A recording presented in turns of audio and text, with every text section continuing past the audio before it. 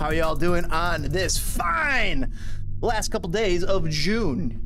Right before July, 4th of July, right around the corner on Monday, in fact. So heading into this holiday weekend here.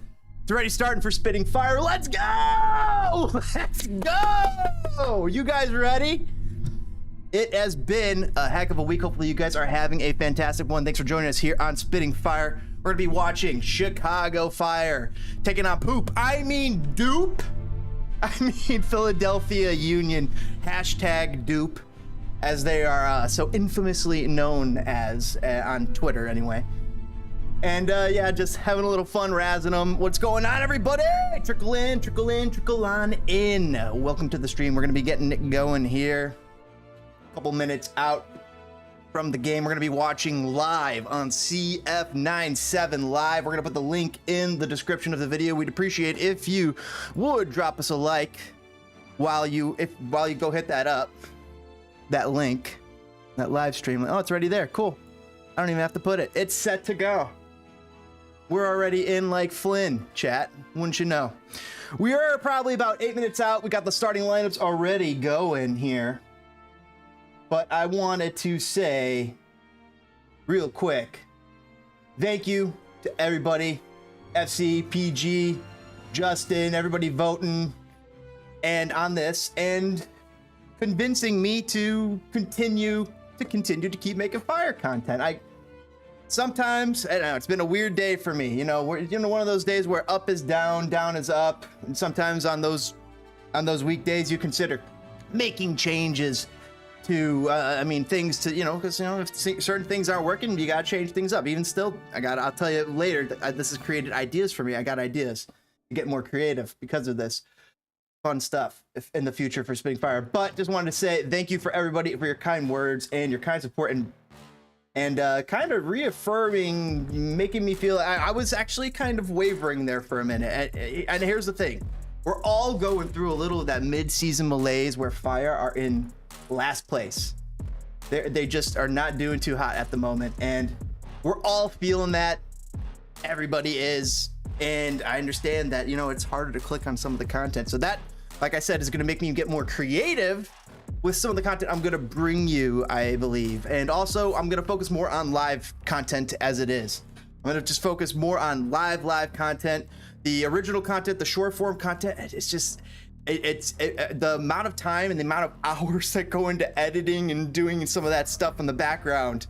If I just did live streaming, I think it would just be better for everybody. At least that's what I'm thinking, and that's what the metrics are bearing out. So I'm going to experiment with that for a little bit here, and we'll see how it goes. So hopefully a couple more live streams and for the trade-off. And I thank you guys for helping me, you know, figure this out and think about this. You know, it's honestly, it's a tug in a pool. Because I love Chicago Fire, I love talking soccer, but I feel like as a YouTube channel, Chicago Fire is a small pigeonhole, so to speak. If you follow my, even though it's the community that I have here is truly amazing, but the community I have here is not just Fire fans. It has grown. We've grown larger to the point where we have MLS fans and video gaming fans. So I'm trying to balance all that, figure that out, and trying to, you know, keep the channel fun, entertaining. Also, talk about stuff I'm passionate about, bring you stuff I'm passionate about.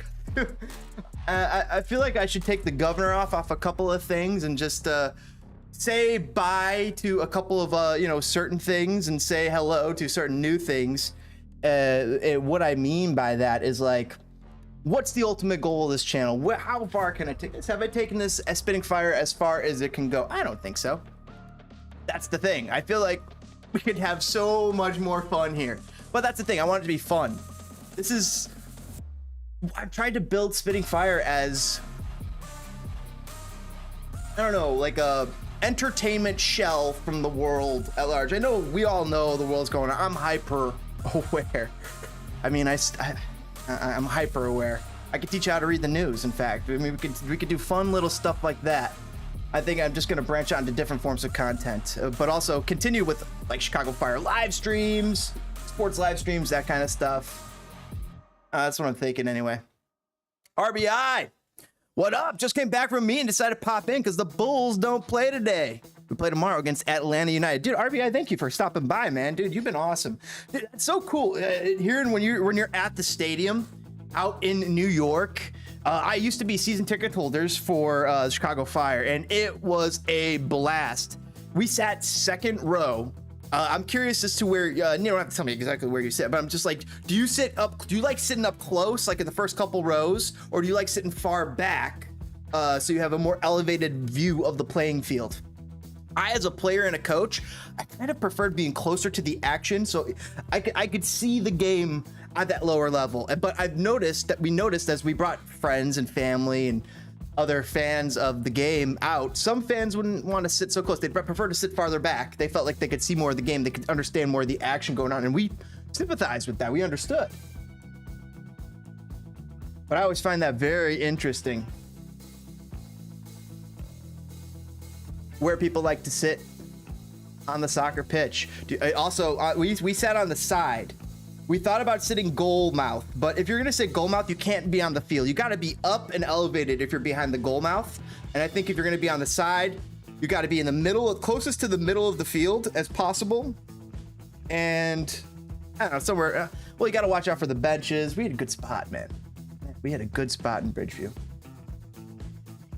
By the way, the link is in the description, CF97. If you live within 75 miles of Chicago, you'll be able to watch that on CF97 Live. We got that link in the description. We highly suggest you pull up the stream along with us and cheers and hang out with the best live chat on YouTube talking MLS soccer. We're gonna be having a blast. We're gonna get cheeky today because you could go a little at AMA. We're having a blast. I just wanted to say thank you to everybody. Greatly appreciate the support that you guys were showing to me today to continue on with the content. Because honestly, I was having a moment where I'm like, should I just start, doing this, or should I start doing that? And you guys are like, just keep doing that. And then I got some other good advice, maybe a little bit of that, a little bit of this, a little bit of that, a little bit of this. Yeah. So that's gonna be the plan. I thought, and to show the depths of how crazy I was, just how up and down it was today. I love Daniel Workman. We had him on the show. It was a great, awesome podcast. I suggest you go check it out. He used to work for Eric Winalda, and ran his campaign for become MLS president. Obviously, it didn't work, but or U.S. men's national president and all that kind of stuff. But for national team president, but not U.S. men's, but just U.S. soccer. But all the same, it was a great interview. He was great to talk to, and he had a little thread here that I thought was interesting because USL numbers beat out MLS numbers. Philly versus NYC, with metropolitan area, doing 133 on FS1. That's pretty low compared to USL Hartford versus Louisville City. That's what's boggling the mind. And then over here, ABC, FS1, ESPN. So it seems a bit more makes sense. But all the same, thread, when USL Championship is at or above MLS, it means several things for MLS soccer. It's a lot of stuff, but it just made me think that how could USL Championship beat out MLS? I think if they brought promotion relegation in, it might be enough, but it might not necessarily be enough, because if Inter Miami brings in Leo Messi next season, how do you compete with that? Yeah. I'm not sure. RBI saying he likes to sit to the right of the goal, a couple seats behind the goal. So you're behind the goal, but you're to the right of the goal. Okay, yeah. If you're behind the net, no, you got to be up at least what 6 to 8 seats. But if you're to the right or to the left of the net, then you can at least probably be field level. I've never really gone to that position though. Here's the funny thing though, I'm a goalie by trade, so I mean, I think I'm very familiar with what you probably see in there. You know what I mean? I don't know what position in soccer you guys all played. In chat, let us know. All right, we're gonna take a peeky poo at the game. Oh yeah, it started. I hear Tyler Terrence. He was so excited to be calling this game. All right, I got the stream going. By the way, you could also watch it on WGN Channel 9. And ESPN Plus. Next year, you're gonna be able to watch it on Apple TV. We'll have to figure out that. We'll have to cross that bridge sometime soon, right? So a couple of seats behind the goal. They love watching the Fire. Oh, I got Gustavo here. What's up, Gustavo? We got Archduke. Hey. Oh, you better believe that's still protected, man. I got that under fire protection. What's going on, everybody? Greatly appreciate you guys swinging by. Love to see all the names again. Love to see all the repeat names. All the you guys coming back. Thanks for hanging out here on Spitfire while we're waiting for this game to get going. I have it live. I have the live feed from the stadium. Of course, we're going to be doing a little live game call with you, little live chat. You guys are the best color commentary in the game. And we're going to make sure I have it pulled up here on Yahoo Sports. The reason being, it shows the passes and the movements, at least, of the ball, including when they get blasted into the back of the net. Yeah. Which is the name of the game. We are playing soccer. Close that out. Take a little peeky poo back at the MLS table and see that, FC Montreal, Georgi Mihailovic, part of those, very big contributor to these 30 goals for, and actually contributing to the goals against too, because I mean, gotta imagine he's part of the starting 11. Woo! But Chicago Fire, we need to turn it around. We got Kasper Przybyłko, Xherdan Shaqiri coming back for a start. Next to him, Chris Mueller. I love that. Fabian Herber's coming in. Now this is a look at this, guys. With Fabian Herbers there, like, a lot of people will think, oh, there's going to be a big drop off today. No Jairo Torres, no Ivanov. I think Fabian Herbers is going to bring the noise for at least 60, 70 minutes before, you know, you could put on, let's see who we could put on. Bring on Brian Gutierrez or Stanislav Ivanov or John Espinoza. Bring out any of those three. We're probably saying Brian Gutierrez for Xherdan Shaqiri. I imagine that's going to happen. Wow, Kendall Burke's out, Miguel Navarro out, Wyatt Aunsworth's going to be out for 3 months, Mauricio Pineda out, and I didn't catch the last name.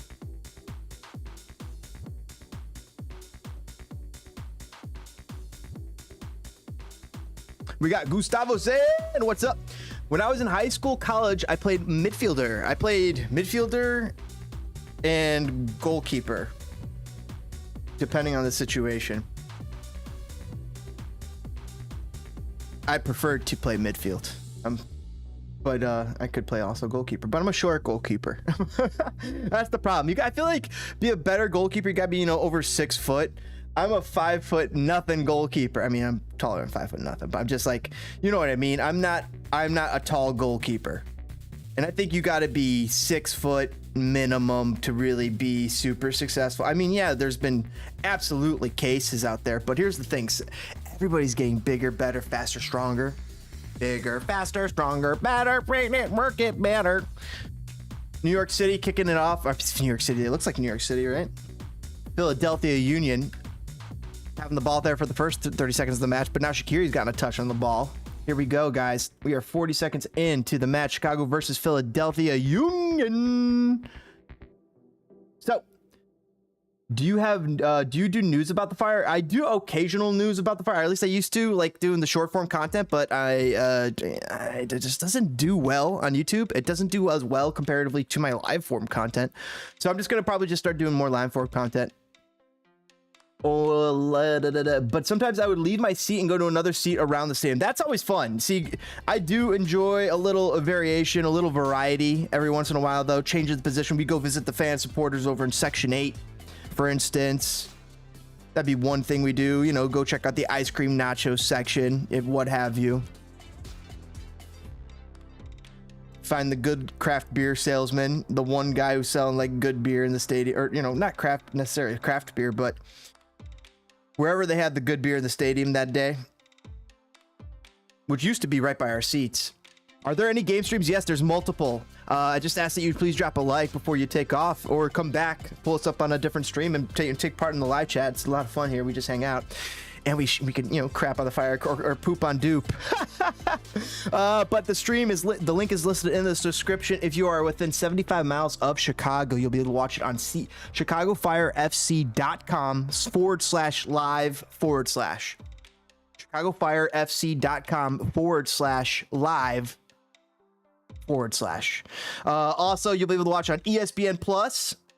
And you can watch it on, if you live in the Chicago area, and you get WGN Channel 9, world's greatest network.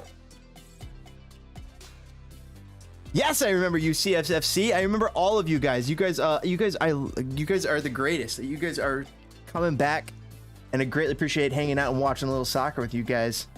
Always fun kicking it with you guys here in the chat. By the way, cheers on this Wednesday evening. Hopefully you guys have gotten out to the lake, the pool, the beach.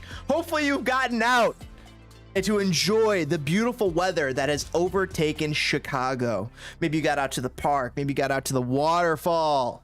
I don't know, one of the various, like little waterfall parks that we got around here. I mean, we got right there in Chicago's Buckingham Fountain, but that's not exactly what I was talking about. I'm talking about like there's very cool woods, parks, areas all over like Naperville, west, south, north, Chicago, all around. Archduke is watching up on ESPN Plus. CFFC saying go, go, go, go, fire, go. Thank you guys, dude. Bara Chicago, fire. Cheers, guys. Cheers. Cheers to the chat. Hopefully you guys are having a blast tonight. We are going to go all the way, but Dupe is trying to score right now. Gaga Sonina is trying to close the door. But can he? That's the question. How did the ball move? Why'd you have to move the ball again? All right, I'm gonna get critical, guys. Today is a funny day, so I'm just like I'm in a mood, so to speak. Like I said, USL good over MLS. I don't know how, but if they bring promotion relegation, they'll have a chance. But if MLS brings Messi, they have no shot in hell. Do you see the USL as having a chance to overtake MLS? If we look at those TV numbers as anything to indicate, yes, it has a chance. But if we look at like what we think reality is, and we think reality is a little different than what those TV numbers are suggesting. But I mean, MLS and Apple TV are making a big gamble that people are interested in MLS soccer. And to the point of $1.5 billion or something, right? $2.5 billion. So they think that people are going to want to buy that product. I'm not paying NFL Sunday ticket prices for MLS. But here's the thing. If they bring Messi, wouldn't you? There's people out there that have PSG. They make sure that they have whatever PSG plays on just so they can watch Messi. Those people will come. That's a lot of people. Imagine you get Messi. Imagine you get a guy like Ronaldo. But here's the thing. I feel like there's things that complicate Ronaldo coming, because I think that there's some sort of, as you guys know, we always wonder like, was there some sort of weird thing? We don't know. So hard to say there. It's been a beautiful day in Harrison, New Jersey, yesterday and today, after some bad weather on the Monday. Of course, it's not Monday, but Monday. Can't trust that day. Oh, he's offside. No, he's on. Okay, he's on. That'll be a corner. Great little play by Dupe here to create a chance. We're going to see a corner kick. It's the 6th minute and 6 second in the very first half. Here at Soldier Field, Chicago taking on Dupe. Philadelphia Union, Poop. 0-0 is the scoreline. Soldier Field looking very sunny and very empty, unfortunately. Been to a few USL games out in St. Louis. Not a USL team here in St. Louis anymore. Yeah, aren't they coming to MLS? Isn't St. Louis like on its way in? Gagasoni, hey! Oh, Gagasoni, you're way bigger. You're way bigger, way strong. Just muscle him off. Trans like, yeah, don't worry. Gaga Sonina and Duke player and Carlos Terran from Chicago Fire center back are all playing a little wrestling match there at the front of the goal, but it was all for naught. All for naught. Jesus Adrian Nunez Aguirre says, come on, Philadelphia. What's up, Philadelphia? Got a couple buddies out in Philly. Got a couple buddies out in Philly. They love the Philly area. They are very much loving living out there.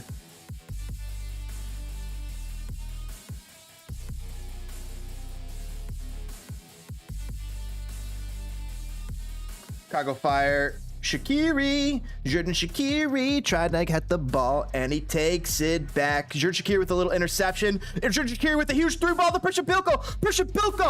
Prishabilko oversteps the ball, fumbles like a... Prishabilko seems to have missed the mark there. He did not come up with the dribble that was necessary. All he had to do is take one touch, shoot. And he did not take the one touch shoot. He tried to get cute with it. Shaqiri should have had an assist. I don't know if you go get Giassi Zardes. I don't think you do, because I heard people talking shit about Giassi Zardes earlier today over on one of the MLS podcasts, saying that the move, not talking shit maybe about Giassi so much as the move to send him to Colorado, and saying that really didn't make sense for him. He didn't fit with the offense. Chicago Fire with the chance there. Oh my goodness. Shaqiri found Chicos on the doorstep. He tries to take a kick at it, but he can't put it through the fucking door. He's about 6 feet out. Great cross. Oh, was he offsides? Might have not even mattered, but nice little cheeky try from Cheeky Chicos. Of course, that he plays center back, you know, what can you expect? He is a center back, but he does play soccer. He's a professional, and I guarantee you, in a rec league, he'd be the best striker on your team. Rafa Chicos, he just happened to miss that one. Boris Sekulic just hit a guy in the face and continues to run onward. The guy's the Duke player's turned into Cyclops, and the other Duke player takes Boris Sekulic's cross, kicks it out of bounds for a Chicago Fire goal kick. Oh, Archduke kicking that like button like it's night. Oh, I greatly appreciate you doing that, Archduke. Ramon. Hope the button's still. Oh man, sometimes people clobber the button so hard that you need somebody to go toggle it and make sure, and just fuck around with it, make sure it still works. Happens every so often on the YouTube. A little winky poo. That's just being ridiculous tonight, guys. Let's go for it. Oh, let's go for it. We're gonna have a fucking show tonight. Shaqiri coming in with that left foot from Switzerland, all the way from the Swiss Alps. You better believe he's skiing with those boots right into the goal, but not today, not at the moment anyway. It is Chicago 0, Philadelphia 0. 10 minutes in here at Soldier Field. More people watching my stream than in the actual stadium, chat. More people in the live chat than in the actual stadium. Asterix, don't check that. But how many people do we have in the chat? Oh my God, we got 15 million. We have 15 million people in the chat. Actually kind of bonkers. You guys are amazing. Oh, Turan, dude got elbowed in the back of the head. Hey, this ain't the Matrix. You can't put no pins in the back of his head and be knocking him down. This ain't the UFC, bro. Dupe. Jose Aguirre, if he's still watching, he's like, God damn it, come on. But Jose, shout out. Love to hang. I love when other MLS fans here hanging out, talking, hanging out. We got RBI all the way from New York. We got Florida fans. We got Inter Miami fans. We got fans from Portugal, from Brazil. Not that it matters. It's just pretty cool.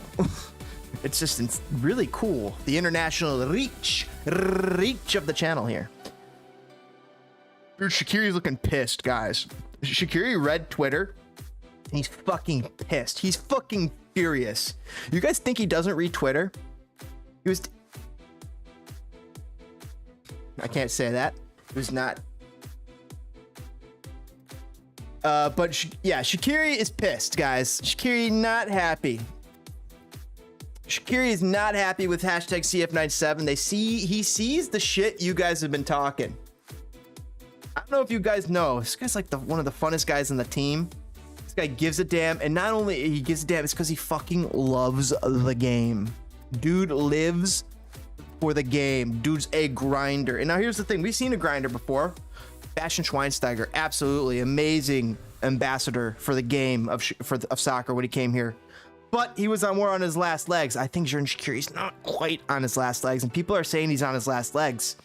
People are saying he's on his last legs. Bastian Schweinsteiger came in here and he was on his last legs. Surely, I mean, Shaqiri's on his last legs. Now, here's the thing. He has been a little disappointing. We got to get more out of Shaqiri, but we also got to get more out of Kasper Przybyłko. He's like on $1 million contract, chat.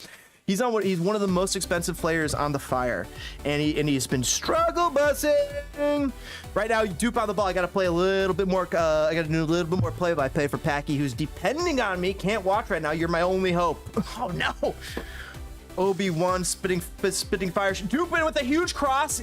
The cross is all for naught though, but another Dupe player comes up with it. They still have good possession. They're in the Fire final third. He's gonna cross it over. A cross is sent up, forcing Gaga Slonina to go up for it. He paws it away, but he's about 16 yards out from his goal. It was not threatening the goal. He just had to go push it away and play, you know, part of the defense. He can jump higher than some of these guys can jump with their heads. He can jump higher with his hands. He's about 6 yards away. Just making sure that ball got out of bounds, and there's going to be a corner kick for Dupe. 2 corner kicks to 2 corner kicks at the moment here at the 13:33 mark. Dupe with the awesome, cool corner. I liked what they did there, but the resulting shot from the pass, it was a direct pass to number 8 on Dupe, but the shot of number 8 left a lot to be desired. Like, he didn't put any salt or pepper on that chicken. Before you cook that chicken, make sure you cover that thing with salt and pepper. You know what I mean, chat. Archduke is drinking some of St. Louis's finest beer tonight. It does include that company with the horses. Oh, so a different St. Louis company beer, because there's a few decent St. Louis beers. Let's be honest. I mean, if we're not talking about the one, what is it, Anheuser-Busch?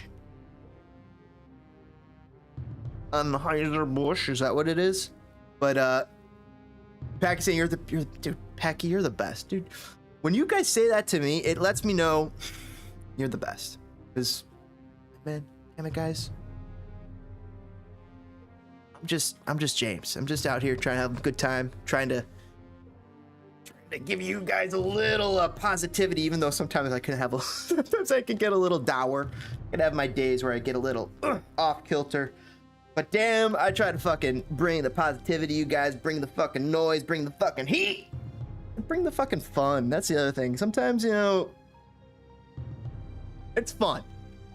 Wild West, you know what I mean? It's the Wild West, so to speak, even though the banhammer could come at any time from the YouTube overlords. So I have to watch out for that. I have to play by their rules, their TOS, which certainly makes sense and as an interesting and fun game to play. Why did I take my beer out? It is not even halfway close. That was an interesting game. I was going to show you. I am, of course, drinking Coors Banquet. I swear, it's beer of the century, man. It's beer of the century for me. For 2020, for the 2020 century, although I didn't drink beer in the 90s. I definitely was not drinking beer anytime for the 90s. Or the 80s, for that matter. What's going on here? Very weird play. Might be a strange corner kick from a free kick here. A free kick for Dupe, resulting in the goal kick. Yeah, it's a goal kick. So, goal kick for Chicago, 16th minute. Not much going on. Let's see. Actually, Dupe has been the more dangerous squad so far here in these 16 minutes. If we take a look at let's take a look at the stats. And just real quick, 54% to 46%. Philadelphia with 54%, 2 shots. Chicago with 46% possession, 1 shot. But Chicago with a chance developing right before my very eyes here in the 60-minute, the 42-second. But the cross is a little errant. But it does manage to find Xherdan Shaqiri, the man from the Swiss Alps. He shakes him off like a Toblerone chocolate. He gets it over to Andre Reynolds. Reynolds is out there. Oh, you better believe that Blackfires is going to be pumped about that. That is awesome to see. Things you love to see. Andre Reynolds getting a shot. Andre Reynolds, Rafa Chico's cars. That's awesome. Good to see Andre Reynolds getting a shot out there, chat.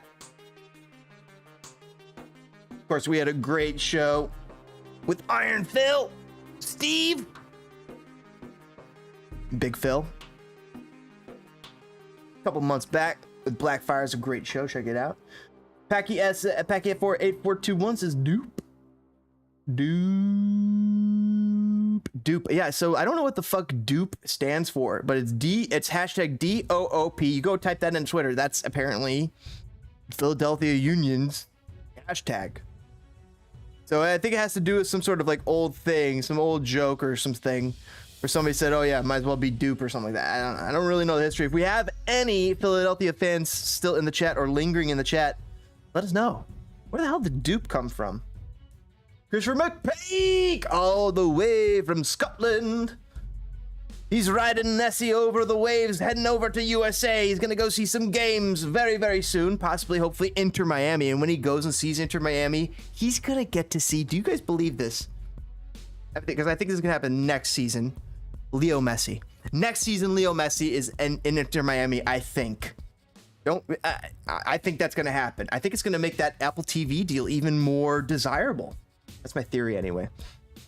I'm an old man. I was drinking in the 80s and especially the 90s. Oh no! What just happened? Chris Mueller is debating the referee on the merits of oceanography. And he says, yes, it must continue. We got to keep cataloging the ocean. And the referee says, not in this lake. And Chris cedes. He's like, oh, you're right. In this lake. That's what there's other studies for that. LB34 can maybe tell us where the hell dupe, the hashtag dupe, came from. LB saying Philly gone dog on Chicago. I fucking love that. That's fucking hilarious, man. They are in a position to. They've been in control for most of the first 15 minutes, but I'll tell you this, the last 4 minutes, Chicago just had a second chance. Dupe is a slang term. So dupe is a slang term. What's up? I'm absolutely screwed. I've been out for holy shit, man. Well, we gotta get better. CFC saying fire, fire, fire, fire, fire, fire, fire, fire, fire, fire. Fire, fire, fire, fire, fire, fire, fire, fire, fire, fire, fire, fire, fire, fire. Fire, fire, fire, fire, fire, fire, fire, fire, fire, fire, fire, fire, fire, fire, fire, fire. Chris Mueller play with Andre Reynolds on the side of the wing right now. They find Jern Shaqiri, the man with the Toblerone in his pocket, dribbles the ball into infinity and beyond, forcing the Philadelphia players to kick the ball out of bounds. Andre Reynolds with the throw. He looks up. He's got Chris Mueller, the man, back from Hibernian, back to Chicago. Andre gets taken down by Harriel. No card comes out. It was a gnarly takedown. I think it should have been a card, but it was actually maybe even a very fair foul. But love what I'm seeing out of the kid, Andre Reynolds. Let's go. What's up, James? Crew is up 2-0 on Toronto. I'll tell you what, Connor, that was not a bet I was going to make. By the way, shout out. Connor, thanks for your support earlier. Bros, thanks for everybody's support earlier who was tweeting at me or send a little vote of support. Greatly appreciated. And man, I really just said, hey, no, we want your content. We want Chicago Fire content still. We're still here. Let me know that you guys are still there. And I greatly appreciated that because sometimes you guys let me know, chat, and having a weird day where USL's over MLS. You know what I mean? One of those weird days where USL's better than MLS. No, he's gone mad. Yeah, maybe temporarily. Chris Mueller trying to battle it out with Dupe in the corner right now inside of Dupe's zone. Chicago Fire's press has been activated, and that ball actually should not be Chicago Fire's ball. It should be Dupe's ball unless he's calling for a foul. If this is a Chicago Fire throw-in, this actually should be a Dupe throw. Wow, it's going to be a Chicago Fire throw. They're letting it. Turan's just taking a sweet time. They said it's Turan's throw. It's so funny you can't say Mueller's Scottish club's name. Hibernian or Hibernian. Yeah, you gotta give me a pronunciation. Oh, Turan's cross. Man, he left his purse on it.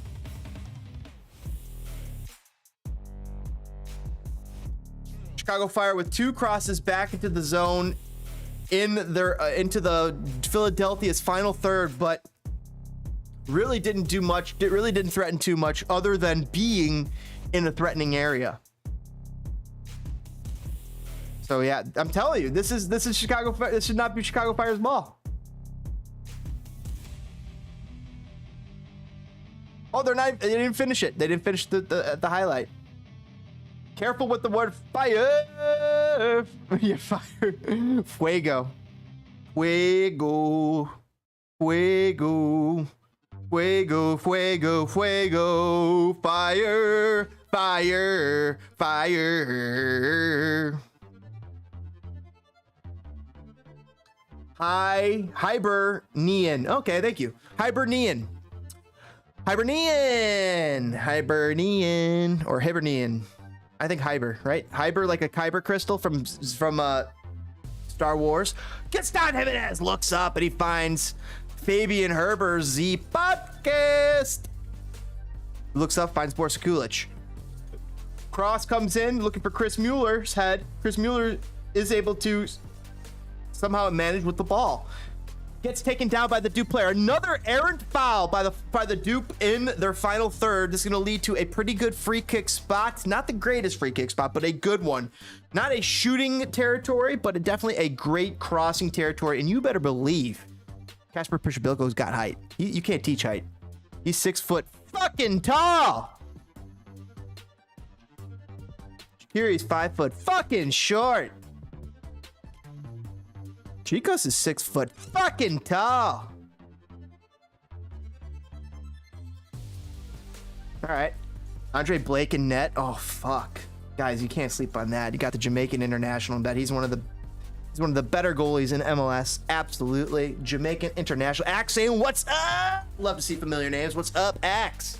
CFCFC saying, fire. By the way, guys, fire, fire. Just spamming the fire in the chat, and maybe a little dupe. I think I'll spam a little dupe. Oh my gosh, that's right. Oh, that's so funny. Oh, that's so funny. Okay. What's funny is when I set the emojis, I can set what the name is for the emoji, and I set the emoji for dupe. Something to poop. So when I search for poop in the emojis, poop and poop show up. That's hilarious. Don't ban me. I can spam all I want. No, you guys can too. Just say like all together with my pronunciation. I want to see if you can get it. If you can't, I'll teach to you. It's a little hard to explain. Well, Hibernian.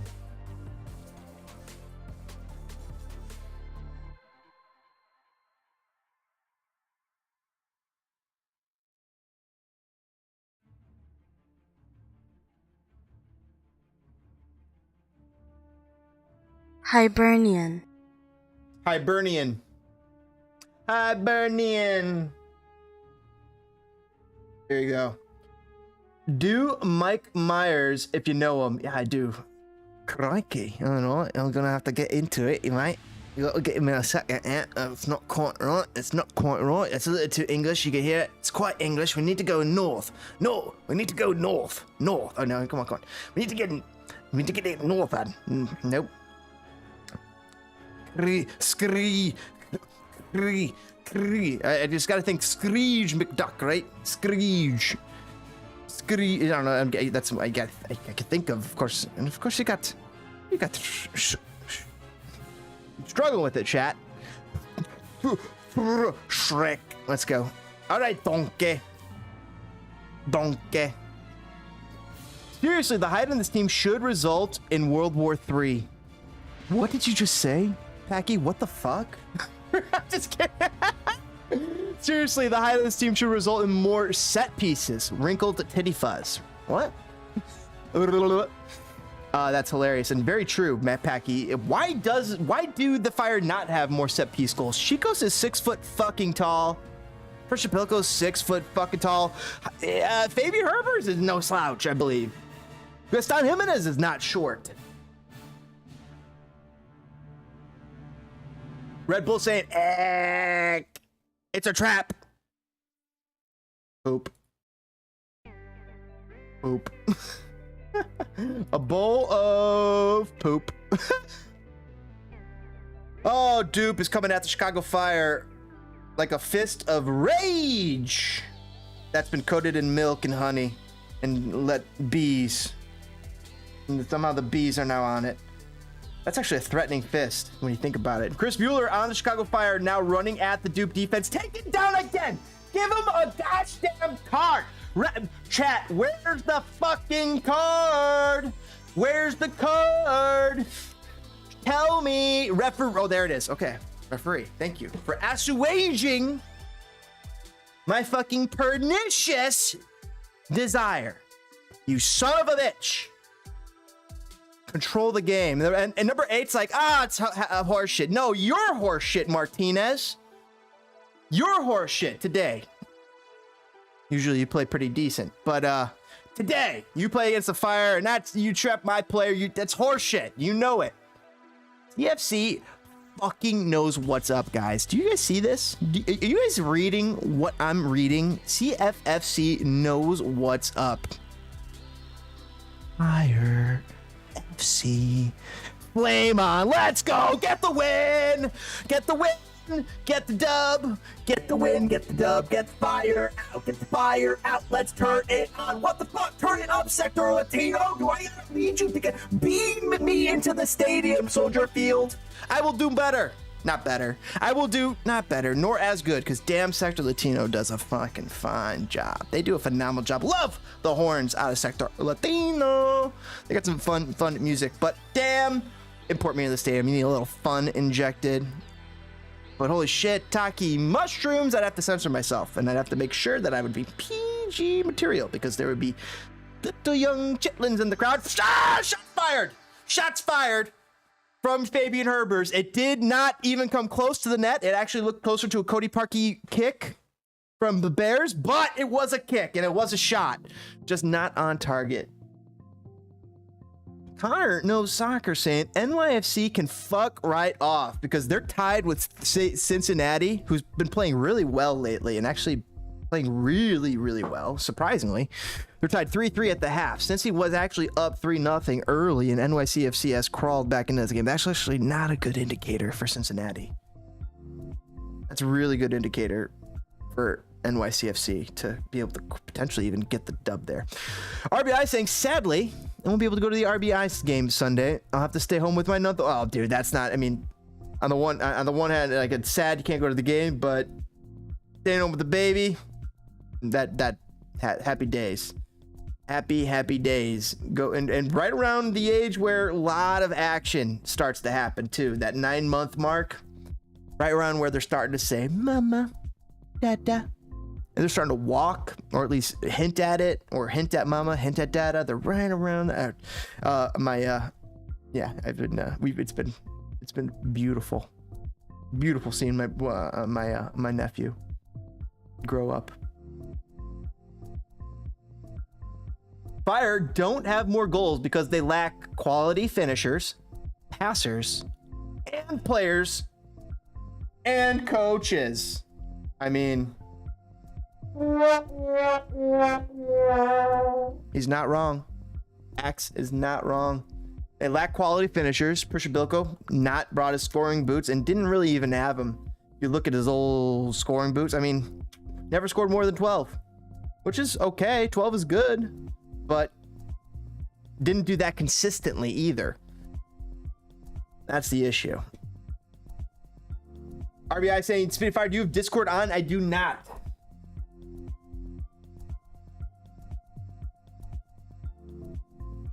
You want me to turn it on?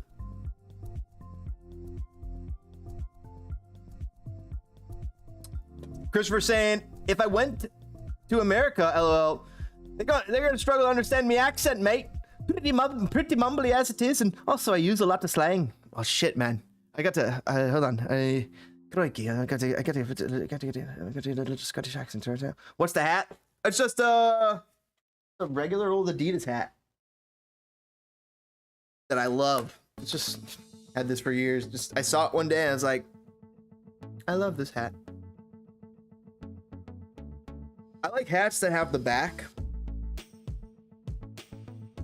in. Prefer those anyway. I love this white and red nature. It reminds me of Poland, but also has red, white, and blue. But the blue isn't necessarily like American blue, but still, I really like this blue.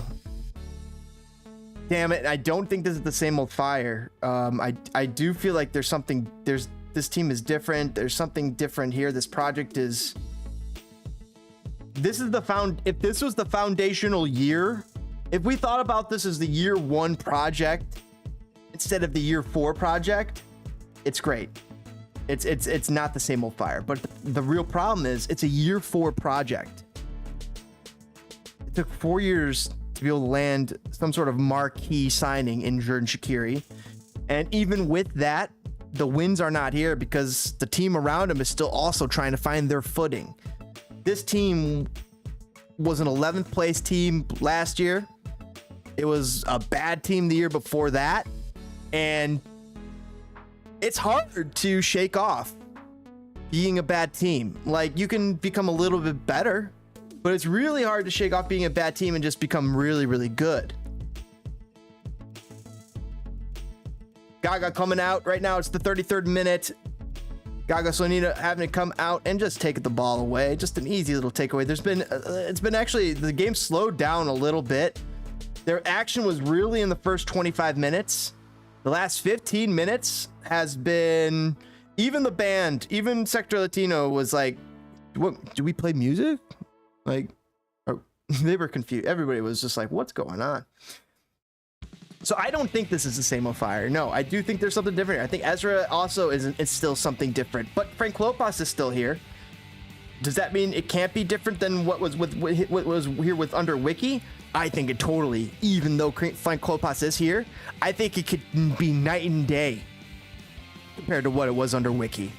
Absolutely. Because Klopas is, what he brings, I think, is a little bit different, and he could adapt with that. And I think he could adapt with that type of change. Christopher saying, I'm growing my hair out to be, trying to be like a rock star. Not joking about the rock star part. I'm learning piano and jazz guitar right now. Congrats, Christopher. Dude, piano and jazz guitar? Dude, you're gonna be a fucking talented musician with long, beautiful hair. Shiny, shimmering, shine, beautiful hair. Federico Navarro taking the ball back, taking the power back. Let's go. But Dupe, damn it, they intercept the ball. They take the power back right back. 35th minute. Whatever Dupe's trying to do, Turan and Chicos have it figured out. So I like that. I like what I'm seeing as far as Turan and Chicos. They seem to at least have something figured out there with what Dupe's trying to do. But did Chicago undo Dupe? Chris Mueller walks into the penalty area, gets it back to Shaqiri. Shaqiri with the cross, looking and got to the back door to Pershabilko, but the goalkeeper and the Dupe defender team up to kick the ball out of bounds. That had Boofy backwards. Oh, wow. Yeah.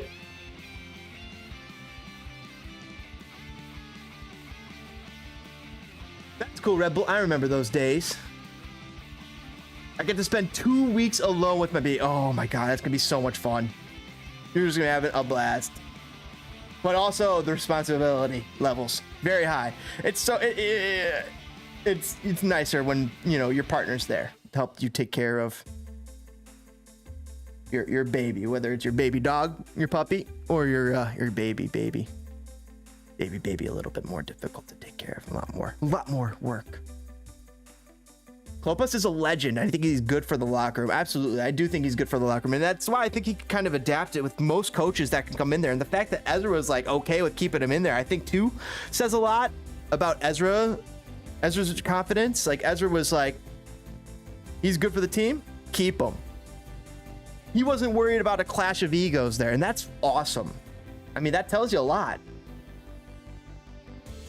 CFFC saying this feels like DC. Yeah, this feels like we got a chance here.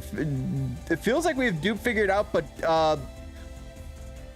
earlier I actually thought Dupe was playing a little bit better. I said that for the first 15, Dupe was playing better than the Fire, but from that moment on, I think the Fire caught back up and it's been a little bit more even.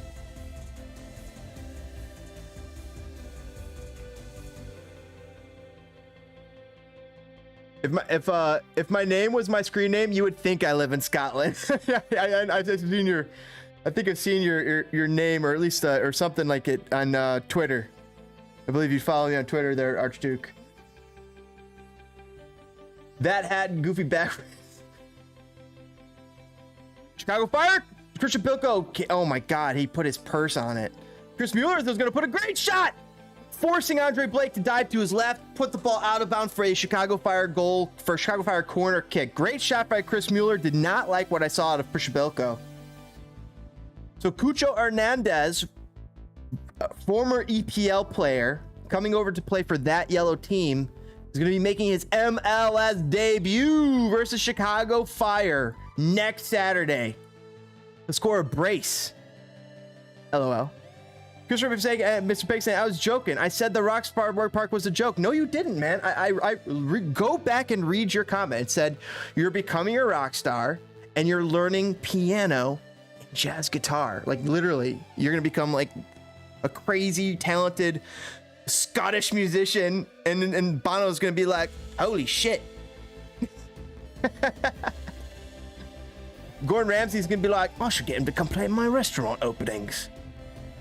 Then you're gonna be like, dude, I open, and you're gonna be like, are you kidding me? I open for like, I'm trying to think who's the biggest band in the world right now. I open for Paul McCartney. Can't think of anybody bigger than Paul McCartney. Beatles. Christopher, good luck on your journey to become a rock star. Just make sure you watch the partying. You got to keep that ego in check. Make sure you're in it for the music. And, say no to drugs, man. You will last a lot longer. I'll probably say no to a lot more alcohol, too. In moderation, right? Klopas is a legend. Good for the locker room. Yes, it is. Axe saying, good shot. Is Gaga to Chelsea confirmed? Asks CFFC. No, it is not. As far as I have heard, but I will try to confirm that for you and see if I'm able to right now. Let's go check in with Fabrizio Romano.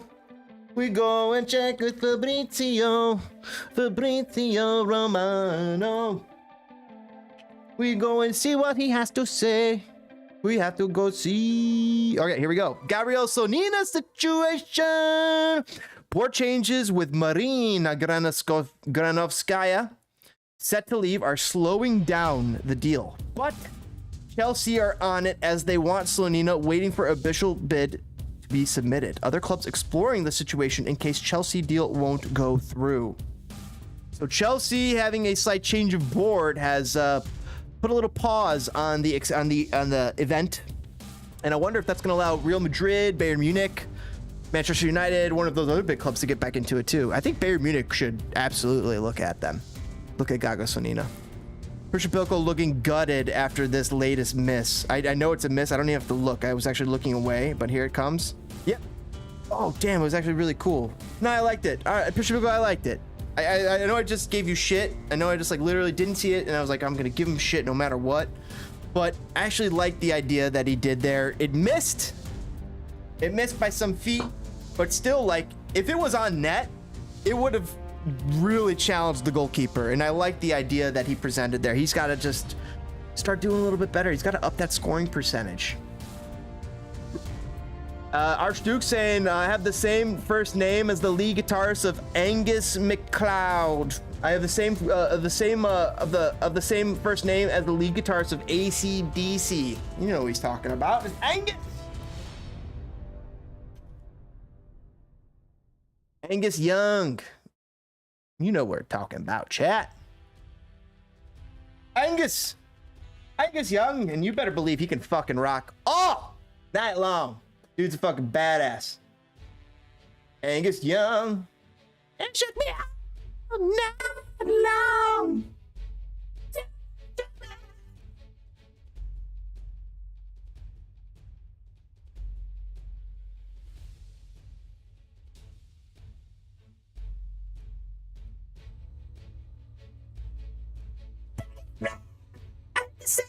I've been too long, get the beat back.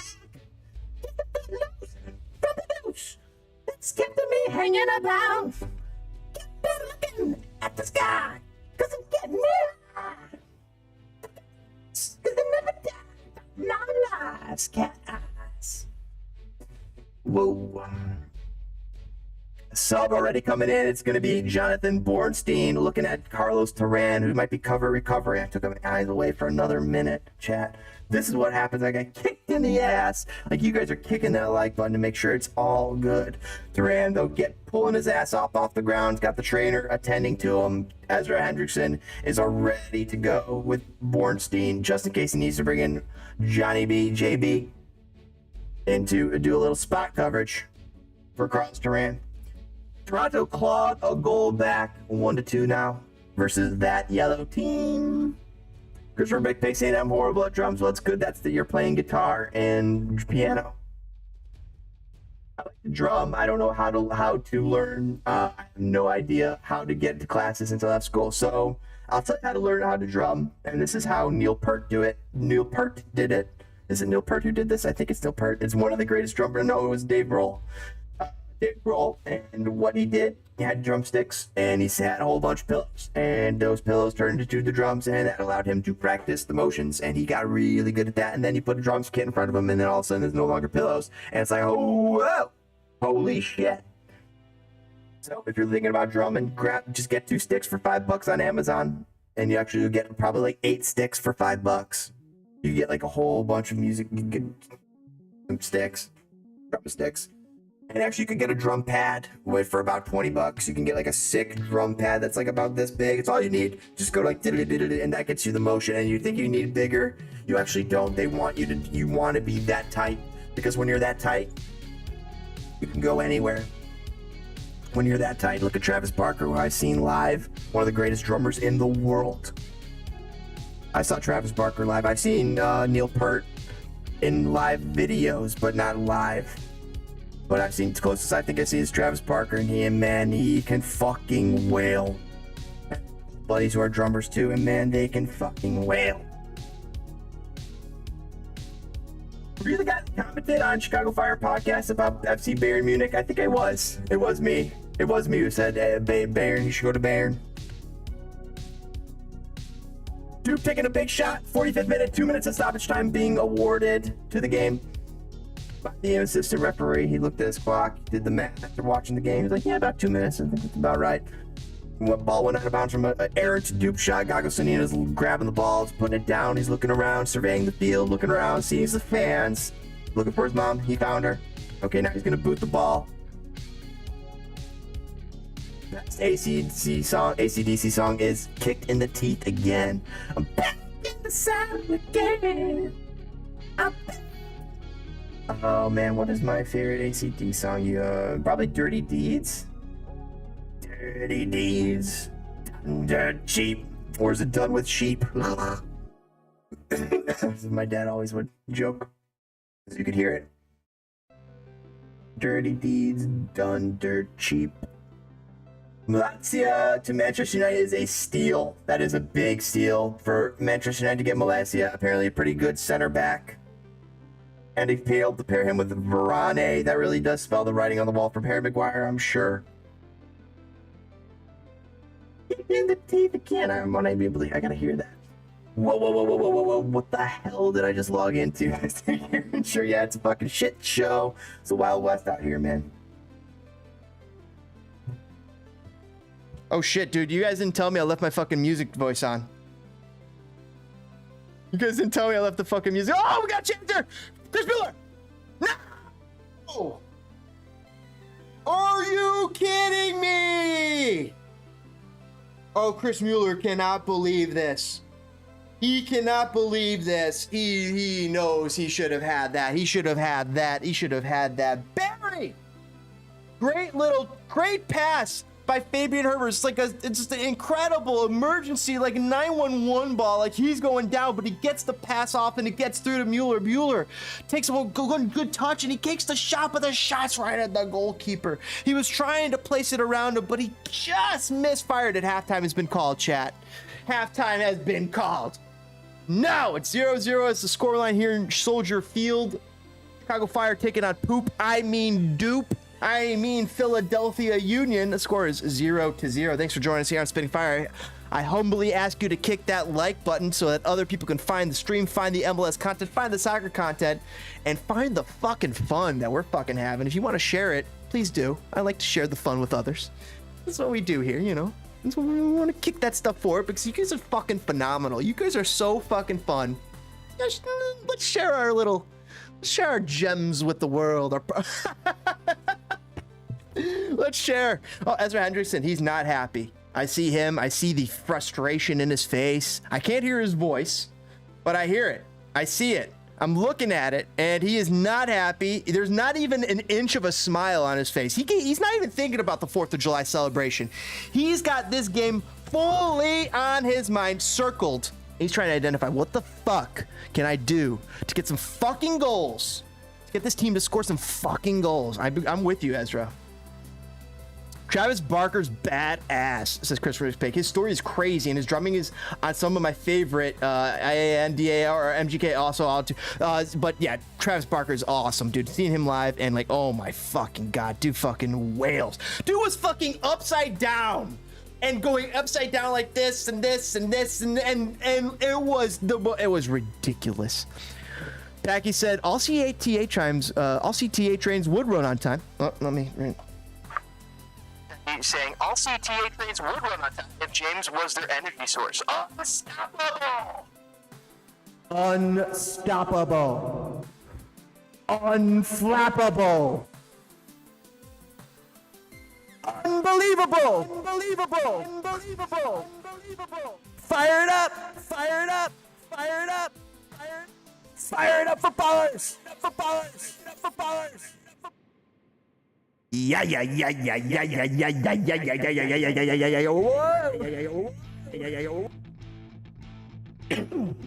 Sorry, having too much fun there, chat. Sorry. Have a little too much fun. Let's get back.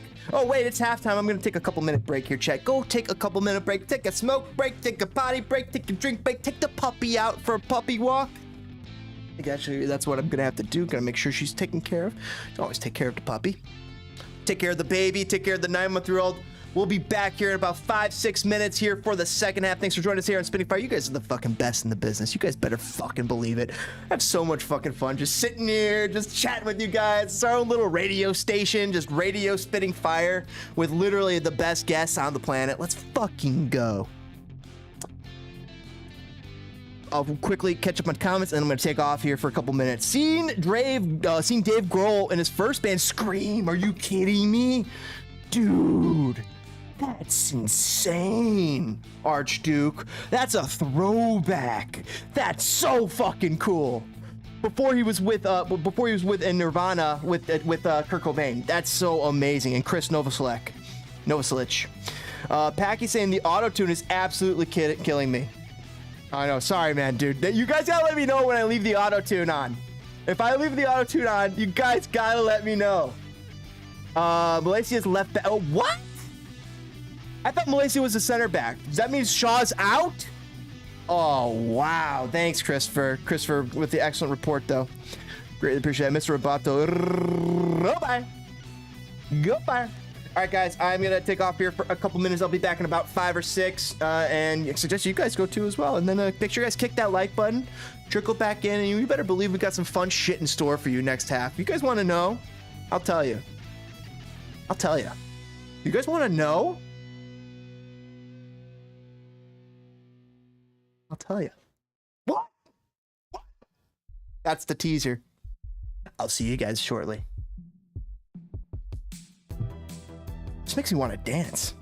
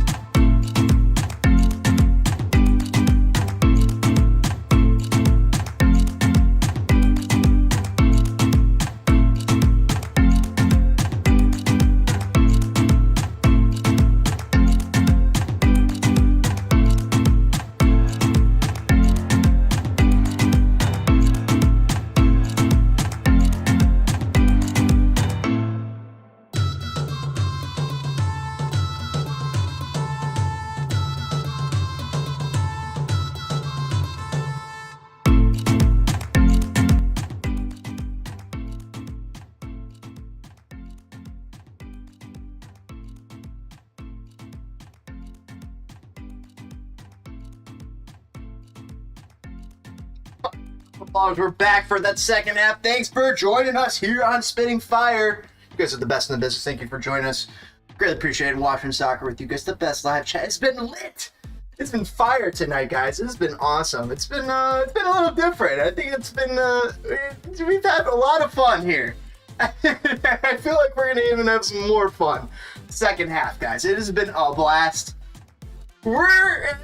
Some things are happening here in Spit and Fire. Some realizations and some changes, so to speak. Those realizations just regard the goals of this channel and how, you know, what is the ultimate goal? Am I trying, you know, to end up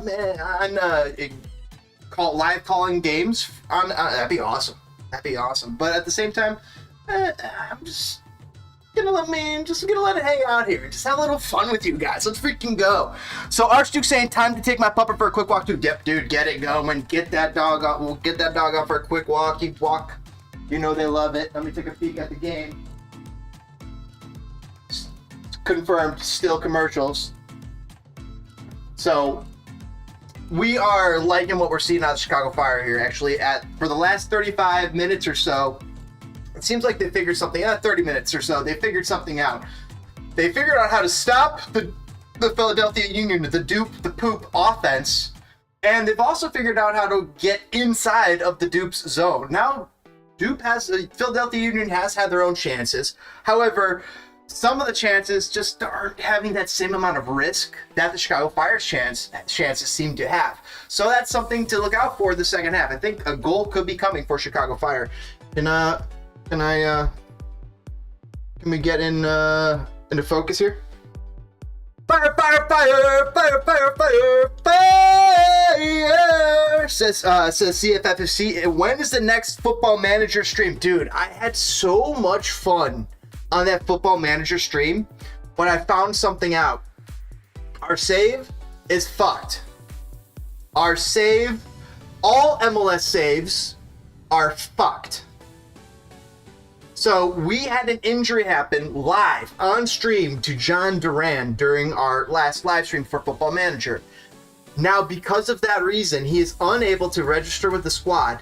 And when registration runs in 9 days from the moment that I have it set from at the current moment in our save, when registration runs, we won't be able to register him because he will still be considered injured and the game will not let us register him. And for that reason, he will be released to the rest of the league. So it's a glitch that's been known about. I came across in another video. Still commercials, by the way, just checking in. Still commercials. We're waiting for the second half to start here. And so I learned that this is an issue in MLS leagues. So I have choices here. I could restart the save. I can see if I can somehow get John Duran to be uninjured. I don't know how. Maybe there's an editor. Oh, I have the editor, but I don't think I have it installed. I don't know how that works. I've never had to edit it, and it feels bad to do that, but if that's the only way to save the save and make it work, that might be something I have to do. The other issue I'm finding is the salary cap issue. It's very hard to mitigate. I'm throwing GAM over here. I'm offering GAM here. I'm trying to make another trade because I need more GAM because I'm over budget somehow with the 2 signings we made, which were awesome signings, by the way. I'm so excited. I want to see how this team turns out. I feel like we got a good team on this Football Manager. It literally changes the history of Chicago Fire. So I'm going to look into seeing if that is possible to continue, though. That is the plan. I'm not quitting on it quite yet. I'm going to see if that is possible to somehow salvage. But what I've learned is everything I just told you, so I'm not too happy about it. Looks like we're keying up for that second half, chat. Let's get going. And we're back. Thanks for joining us here on Spitting Fire. You guys are the best in the business. Live chat on YouTube here on Spitting Fire is literally one of the best in the game. I defer to you guys often. I don't know what happened. Did the Nightbot get you CFFC? When is the next manager? So yeah, that's what was going on. Yeah, so I'm a little disappointed. I'm actually extremely disappointed because, dude, that fucking stream was a blast. I was like, this is awesome. Oh wow, I can actually, I was interested in literally making the entire series. Like, that was gonna do more than one video chat. Like, this is a football manager series is hours of content. I was excited to play through the entire season. We've had a good tactic. We were scoring. By the way, the game's on. We're 1 minute and 16 seconds in. We're watching live on WGN. I'm sorry, watching on CF97, ChicagoFireFC.com/live/. That's because we live within 75 miles of Chicago. But if you do not live within 75 miles of Chicago, you can watch it on WGN Channel 9 on local TV in the Chicagoland area. Also, if you're farther than that, you can watch on ESPN Plus. Highly suggest you pull up the stream along with us and banter with the best in the game.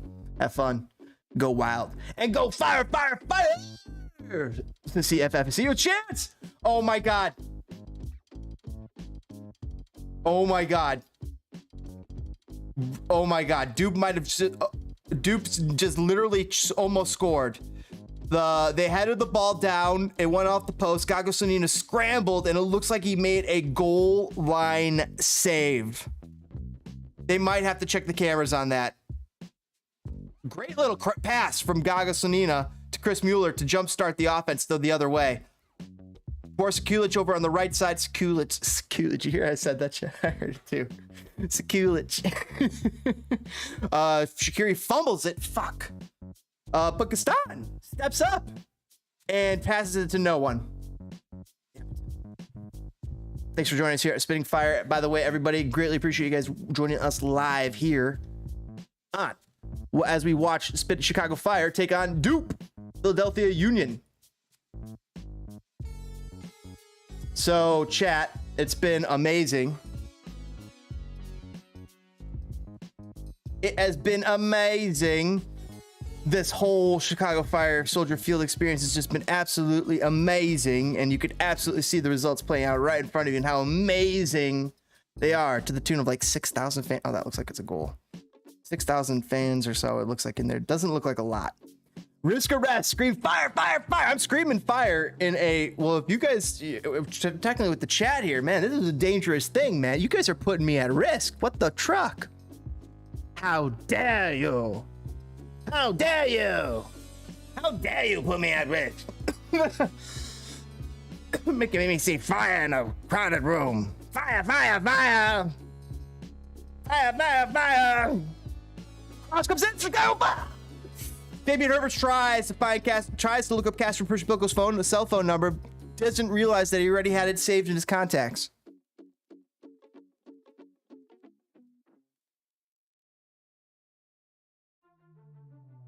And it was a save. Gago Sonina saved that goal. Incredible save. CFC saying, I know that not too much people were at the stream, but the manager stream was amazing. Oh, dude, it was. Dude, literally, I was vibing. You're absolutely right, CFC. Like, I was vibing. I was having a blast. There was always somebody in the stream, actually. There was almost every time during there was always somebody in there, and they were giving me their advice, telling me something to do. Because the great thing about it, we were trying to make it. We're going to make it. Oh, Chico's hurt. Guys, Chico's on the ground screaming for help. Guys, Captain Chico's on the ground. I got to see this. Oh, fuck. Oh, fuck. Oh, fuck. Oh, no. Oh, no. Oh, no. Oh, no. No. Chico's is arguing. No. Guys, he's our most important player. Guys, Chico's is our most important player. Carlos Duran just got a card. I hope he just got a stinger. But Chico's is down on the ground, and if he's out, Chicago Fire season's over. Literally, he's the most important player, chat. Who does chat? Let me know who you guys think the most important Fire player is. Don't let me influence you. I mean, I could be wrong. But in my opinion, Chico's is the most important Fire player. Okay, he's getting up. He's testing it. I think I think it was just a stunt. I think he's okay. I think it was like Like a Charlie horse, like a wicked Charlie horse. Turan was battling with number 7, and that's why he got a yellow card just now. I am screaming, fire, fire, fire. Gosh damn it. Fire. Fire. Fire. Hey, excuse me? I'm streaming. I'm streaming. All right, just give me a second, chat. I gotta see what this is all about.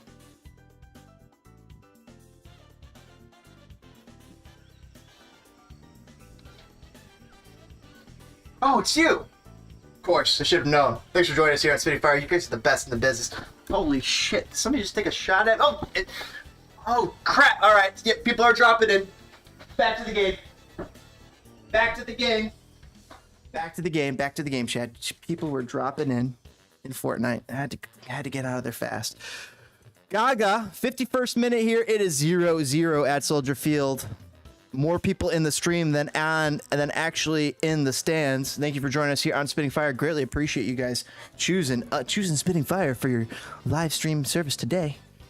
Glad to be providing the entertainment and the show, and hopefully you guys got a bit of the popcorn. Make sure you guys go check out the concession stands. Help yourself to some ice cream nachos. Stop by your locker, grab your Chicago Fire track jacket, or if you support a different team, the crest isn't the right one, just go talk to the lady in front. She'll take care of you. She'll get the right crest on there for you. Don't you worry. We'll get you the right coat. Also, it's match day, so make sure you pull out your match day scarf that is actually folded up and pressed every match day in your locker. All comes with your subscription to Spitting Fire. Greatly appreciate you guys hanging out.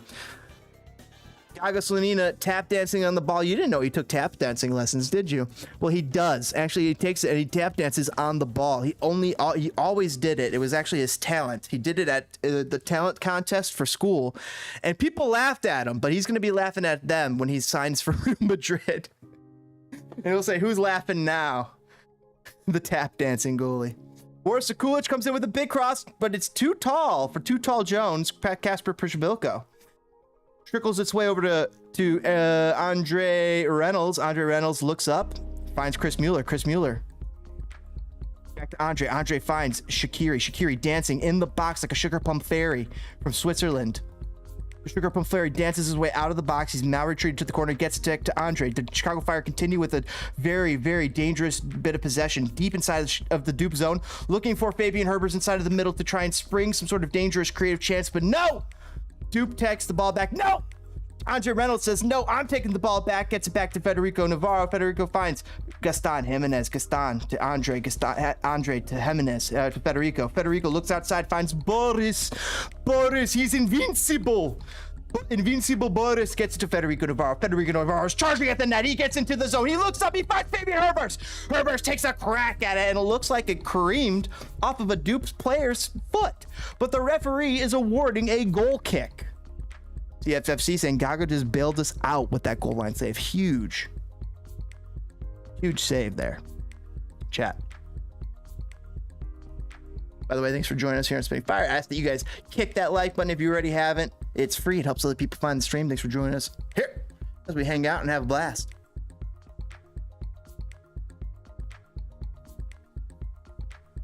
All right. Turan stands tall. Chicos is back out there, guys. I was worried about Chicos, but he's back out there. I was so nervous. Like, he is literally our most important player, I think. Him and Shaqiri, they're both very, very, very, very, very important. I mean, without Shaqiri, there's no offense. Without Chicos, there's no defense. It really does pinch upon these guys. But Chris Mueller should be able to help. Dupe on the ball. It's the 55th minute, and they're getting inside of the Chicago Fire zone, getting a little bit of dangerous possession. Gets it over to the left wing. Left wing crosses it cross-side to the backside. Backside door cross, though, left a lot to be desired. Chicago Fire now jump-starting the attack going the other way. It's the 55th minute. They're running down the left side of the field like they're a substitute. Substitute.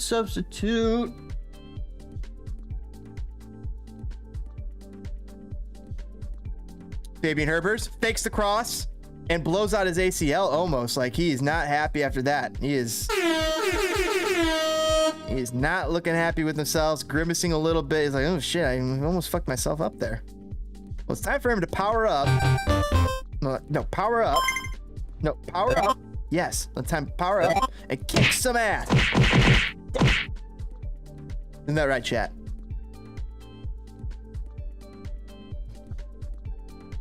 Alrighty then. Philadelphia taking the throw. They're throwing it from the right side out of their own zone. How dare they?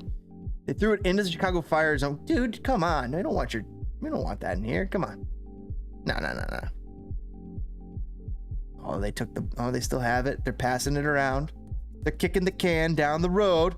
Dupe dribbling into Chicago Fire territory. It's dangerous, but the pass was so errant. You could have picked up the signal on your by attaching some tinfoil to a potato, and you would have been able to pick up that signal. Because now Andre Reynolds on the ball finds Gaston Jimenez. Gaston. He's just so pretty, isn't he? He finds Boris Sekulic. Boris, who's invincible. He's invincible out on that right wing. Finds our main man Z podcast, Fabian Herbers. Fabian Herbers looks back inside, finds Gaston. Gaston says, I'm going to find Andre. Andre having a great game, looking very apparent. Loving what I'm seeing out of Andre. Andre looks up, finds the Toblerone man himself. It's Jordan Shaqiri. He's got a Toblerone in his pocket, and he's happy to see you. But we got to get a goal. Right now, it's 0-0, 57th minute. Chicago versus Philadelphia. Thanks for choosing Spitting Fire. You guys are the best in the biz. Thanks for trickling back in as we watch this game here on WGN/ChicagoFireFC.com/live. If you live within 75 miles, that is, you'll be able to watch it on that website. And if you live near Chicago, you should be able to watch it on WGN Channel 9. Or if you don't live near Chicago, you can watch it on ESPN Plus. I suggest you pull up the game alongside of us and banter with the live chat. Also, greatly appreciate you guys kicking that like button so other people can find the stream. If you guys are just ding dong ditching, so to speak, greatly appreciate it. Dupe on the ball, trying not to take a poop, but they're not being able to hold it in. They're prairie dogging. He can't hold it in. He slits on it. It's slipping back. No, not liking what I'm hearing. Dupe on the ball. They slide into the Chicago Fire territory. Decent bit of possession here in the last 30 seconds for Dupe. Actually not taking a poop. Dangerous, but soon they will take poop, I think. I'm hoping, because their danger just keeps growing for Chicago Fire. Chicos, though, looks like he's stopped their attack. He manages to find Shaqiri and Chris Mueller. Chris Mueller starting the counter. Love it. Okay, Chris Mueller looks like he almost gets dragged down, but he looks inside, is able to find Gaston. Gaston, great pass to Boris. Boris is going to fake the cross. No, he doesn't fake it. It was a real cross. Did Spilko just get hit in the nuts? No, he got hit in the knee. Okay. Dupe going the other way. Philadelphia Union on a 3-on-3 at the moment. Number 7 taking on Captain Chicos. Dribbles to the left, far away from the goal, no longer in goal threat. Tries to backheel it into the front of the goal. Gagaslini is just too fast. FC Neo Tokyo! Oh, one of the fire starters dropping in, saying Philly has an unreal academy. By the way, FC Neo Tokyo, thank you for that support earlier, man. Greatly appreciate it. Everybody chiming in and literally saying, hey, yeah, we give us that fire content still, but you know, also I liked what you said, where just what would you do what works and what you love. You know what? Because why the fuck not? I think that's the plan. Ezra Hendrickson is not happy. He's not happy. He's trying to find goals. He is literally he is back in the locker room in Mike McGee's old locker. He's looking at Piotr Nowak's old locker too. He's just like, where can I find some fucking goals for these guys? All right, Turan tries to get the ball to Shaqiri. It squirts through. Did you guys see that tweet from Radio Shack today? Did you guys see that tweet from Radio Shack today? Do you guys know what I'm talking about? Radio Shack tweeted out, if you find a squirter, marry her. That's what Radio Shack said today on Twitter. What? Radio Shack? I was like, what the what? That's not something you read from Radio Shack on Twitter every day. But apparently it got real spicy on Twitter. Przybyłko is trash, and I'm starting to agree. It's unfortunate. He's a Polish player. You know, he gets a lot of Polish fans out there, but dude, he's just not good enough right now. He's supposed to be Peric 2.0. He's more like Peric 2. Ass right now.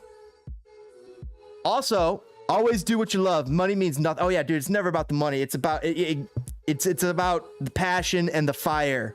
The money means nothing, and the views and the clicks, they mean something, but they mean less than you guys. You guys are what means the most. All of you guys that come back, hang out, everybody that hangs out here in Spitfire, the names that I get to read again and again, every stream, every different stream, I see names, the same names coming back and coming back all over. Like that is the best. That's the most important. That's the most important thing I love. So the next level is like, damn, we got a good thing going here. I think that a lot of people will like this stuff. So how do we get them? How do we get those people here too? But also we want to, you know, this is our thing, right? This is our thing. We gotta also protect it too. So that all comes into it. It all comes into it, chat. Also, I mean, like, dude, I got other things I could bring you guys too. Some other fun stuff that I could talk about besides Fire too. Maybe that's a bit more expansive. Maybe it's a bit more audience expansive too, and that might help the old mentals. I don't know. There's this weird, yeah. You got. I try to be stoic about a lot of things. When you're stoic, which I'm not. I'm just trying to practice to be. A lot of people confuse stoicism with nihilism. It's not anywhere in the same quadrant. Nihilism's like the belief of nothing. But stoicism is just like, I don't know, idea of stoicism, like a modern idea of stoicism. Oh, Chicago Fire with a chance here. Kasper Przybyłko picks his pocket. Ah! But it's not going to be good enough. But yeah, and just, you know, someday, and like everybody does, like everybody has, you know, some days you're stronger than others. Most days, really strong, bringing the energy. Heck, I'm streaming today. I got the energy, but I'm feeling in the mood today. I'm feeling flippant. I'm feeling like USL could be better than MLS. Why not? That's the type of feeling I'm feeling today. So that tells you, holy shit, what the fuck? He's fucking lost his marbles. Yeah, just for today. We'll be back tomorrow. Word squares. FC Neotech, yeah. Tokyo says word squirt is where it at. Also, you got to get you a girl who pierces their, well, you know, oh, that's dangerous. Woo. But oh man, does it make it ring?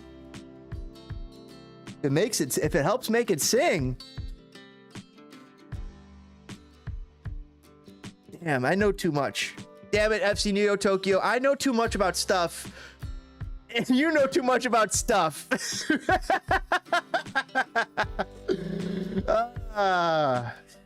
good to be the king. It's good to be the king. Chat. California Girls, one of my favorite songs. Oh no, dude! With a chance here, with a dangerous chance, they're gonna take a crack at it. Like, nope. Breaking news! No fucking way. We got huge breaking news in the chat, guys. Breaking news: Trip and Toke first recording session is on 7/10. That's actually a good title. FC, dude, that's a good title. 7 out of 10. Like, think about that as like a keyword traction title. Because when I read 7 out of 10, when I read 7/10, that was the first thing I saw was 7 out of 10. And then I read it and I'm like, oh, and he's saying July 10th. And so think about that as a title and say 7 out of 10 on 7 out of 10. I don't know. I'm trying to think how to have a more successful YouTube channel with these is to have the better, more interesting titling. So that could be something on it. But so it's a bullseye. That's good to hear, brother. We'll stay tuned for that. Trip and Toke coming back. Dupe on the ball, 65th minute, right after that Gago Slanina goal kick. I'm gonna have to get myself a new drink here, chat. What are you guys drinking in the chat? Let us know. Whether it's a nice little beer or whatever it is, you know, nice little root beer. Dude, man, if you have a good root beer, let me know. Or there's good root beers, good, oh man, what's another good one that I love? Fuck, what is that? Ginger ale, a good ginger ale. There's some good secret ginger ales out there that people know about.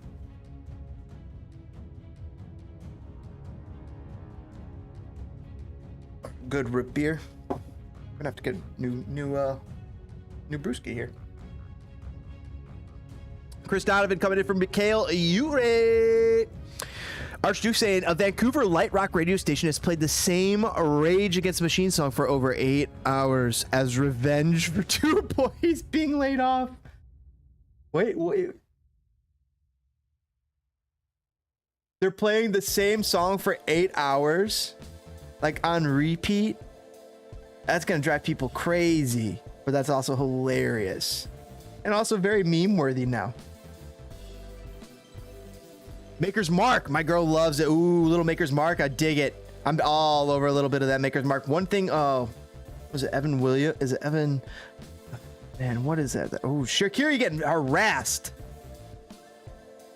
like a teen at a concert. Is that a good joke? Maybe not. Maybe not. But he's just getting harassed. Not happy. Handball for Shakiri. I saw it from here. Saw it from off campus. Chris Mueller gets it to number 8. Warriors with the chance. Goal! Chicago Fire! Chicago Fire goal! Chicago Fire goal! Chicago Fire goal!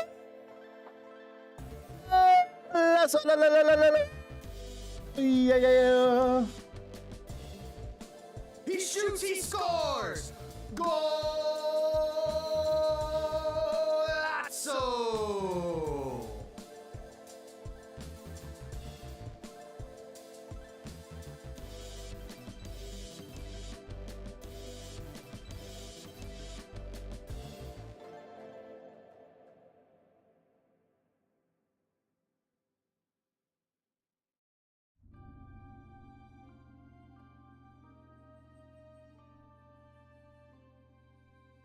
Just fucking with the chat. Go! Big goal. Federico Navarro puts a shot on it, bounces off of a dupe defender's foot, and trickles into the far left corner after bouncing off Andre Blake's hand as well. Big goal. Chicago Fire up 1-0 in the 68th minute. Big time goal. Chicago Fire scoring at home. Go! Solo, yeah. Chicago Fire goal. Goal says Archduke Ramon. FC Neo Tokyo dropping the fire emoji. Dude, literally the best emojis on YouTube. The best emoji on YouTube. I'm sorry, is this. This is the best emoji. The best.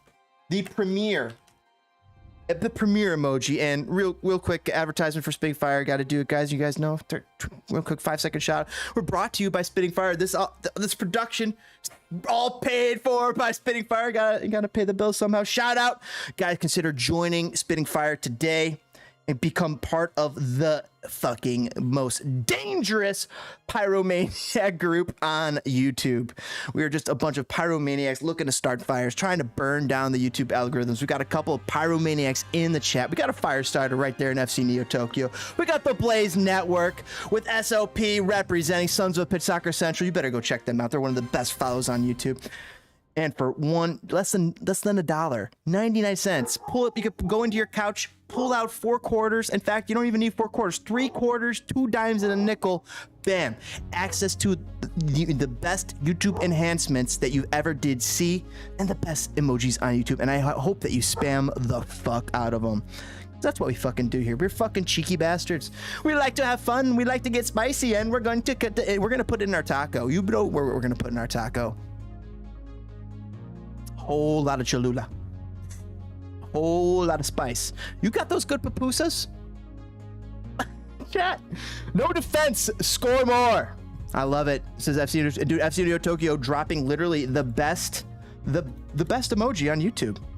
There's no more. There's no better pupusa than that. Nothing. Chat. Pupusas are food. Get your mind out of the gutter. Chicago, please defend, is begging CFFC and me, Spitting Fire, and the rest of chat, whoever is not Dupe fans. We got some secret Dupe fans who are watching along with us. Thank you for joining us here on Spitting Fire. We of course love and enjoy that you guys are here. Add a little spice to the chat. Greatly appreciate it. They have all day. It's about time. They've been knocking on that door. They gotta turn this defense on. Hi there, Chicago. Hi there. Mrs. Spitting Fire? Oh, hello.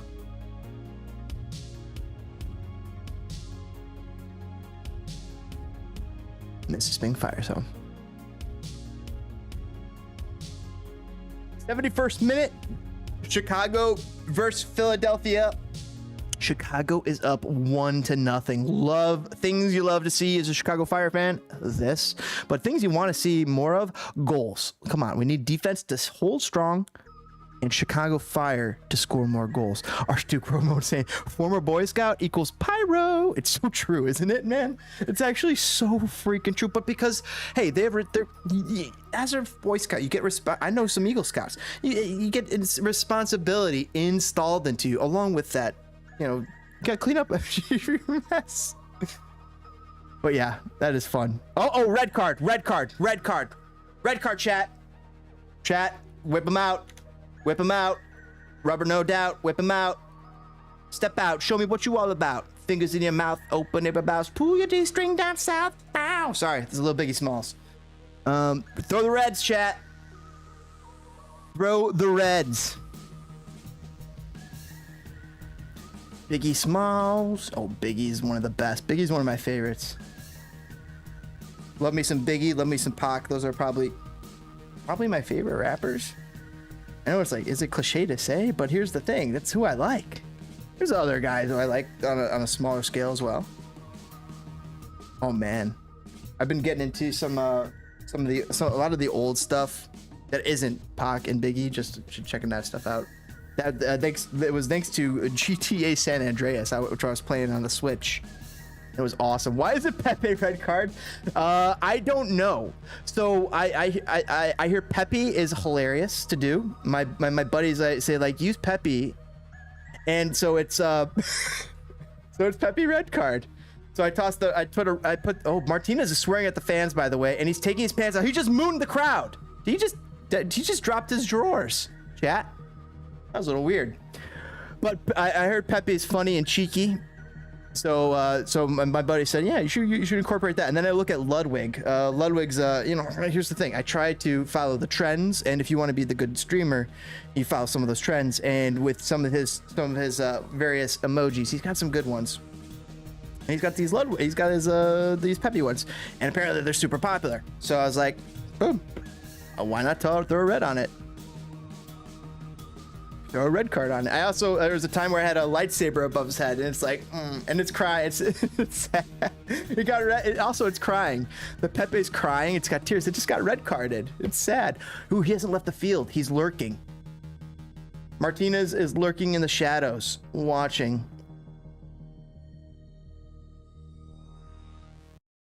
Shout out to Mrs. Spitting Fire, says Packy. Thank you for that, by the way. One of my favorite people on the planet.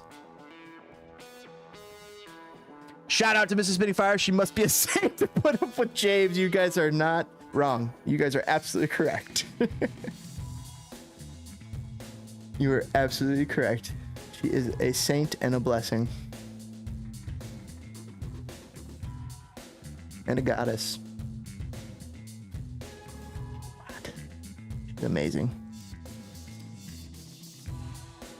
And she's the best. Vince Staples' greatest rapper. I gotta see who's Vince Staples. Who's Vince Staples? Am I familiar with that name? Vince, and he's young. I'll have to check this guy out. All right.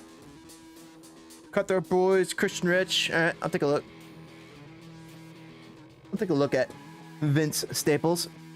Right wing tried to claim Pepe. No, fuck that.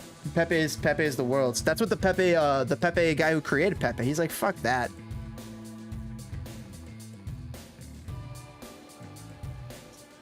And because I saw, because that's the other thing, FC Neo Tokyo, I thought that too. I thought when my friend said, no, Pepe's popular, I'm like, no, I thought Pepe was some sort of right-wing thing or some like sort of crazy right thing. He's like, no, my buddy's an artist. He did a lot of the art for Spitting Fire. And he's like, no, and then he sent me some article where it's literally the Pepe, Pressure Pilko knocking his head off the top of the post. But it was an article about the Pepe artist saying it's such bullshit that his icon got repurposed by the right to be what it was. That's why I think Ludwig and those guys, like those cheeky kids, I guess they're in their 20s, but they all, they try to take the power back and say, you're right, fuck that. And so when I read that, I was like, okay, all right, I can make an icon out of this. Literally, actually, I had your same thought though. I was like, I thought that the right wing tried to claim that, dude. And I was like, I don't want to have that on my channel. And my buddy's like, no, dude, it's now just edgy. It doesn't mean that. It just means edgy, fun. It's all the young kid, with the young kids and all that stuff. So it's all that modern stuff. And so they've taken the pop up. I was like, oh, he presented a good enough argument that I was like, all right, fair enough. And also, then you see some of the pictures. They're actually fucking funny. There's a cow one. It's really hard to turn up in emoji form. But it's a fucking frog cow. It's so fucking funny. Oh. By the way, Epic supported creator code Spitting Fire in your Fortnite shop. By the way, if you're ever buying games on Fortnite or on Epic, just type in Spitting Fire. It really helps the show. Trickles down. It literally affects, it doesn't add any money to your bill, but what it does is Fortnite and Epic say, oh, we'll give you a cut of the portions of the profits from this. So it really helps out the show. So something to consider if you're ever buying a game like Lego Star Wars or one of a plethora of games on Epic. Chris Mueller's down and he's hurting. He's grabbing his thigh. It is not looking good. I'm not liking what I'm seeing from Chris Mueller. I'm a little nervous. I'm a little nervous. You can get Fall Guys on Epic. Also, you can get Fall Guys on Nintendo Switch for free. It's all for Fall Guys released for free on Epic and Nintendo Switch. Could be a fun game to check out with the loved one, with the sibling, with the family, young and old. One of those fun games. I know that Nintendo Switch has had some amazing sales lately.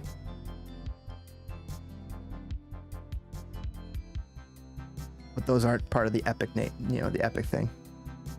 Favorite rappers are Public Enemy, Beastie Boy. I love me some Beastie Boys. I love me some Public Enemy. I do not know Blowfly. Blowfly. I'm gonna have to look up Blowfly. Mueller, pretend like your ankle is broken, please.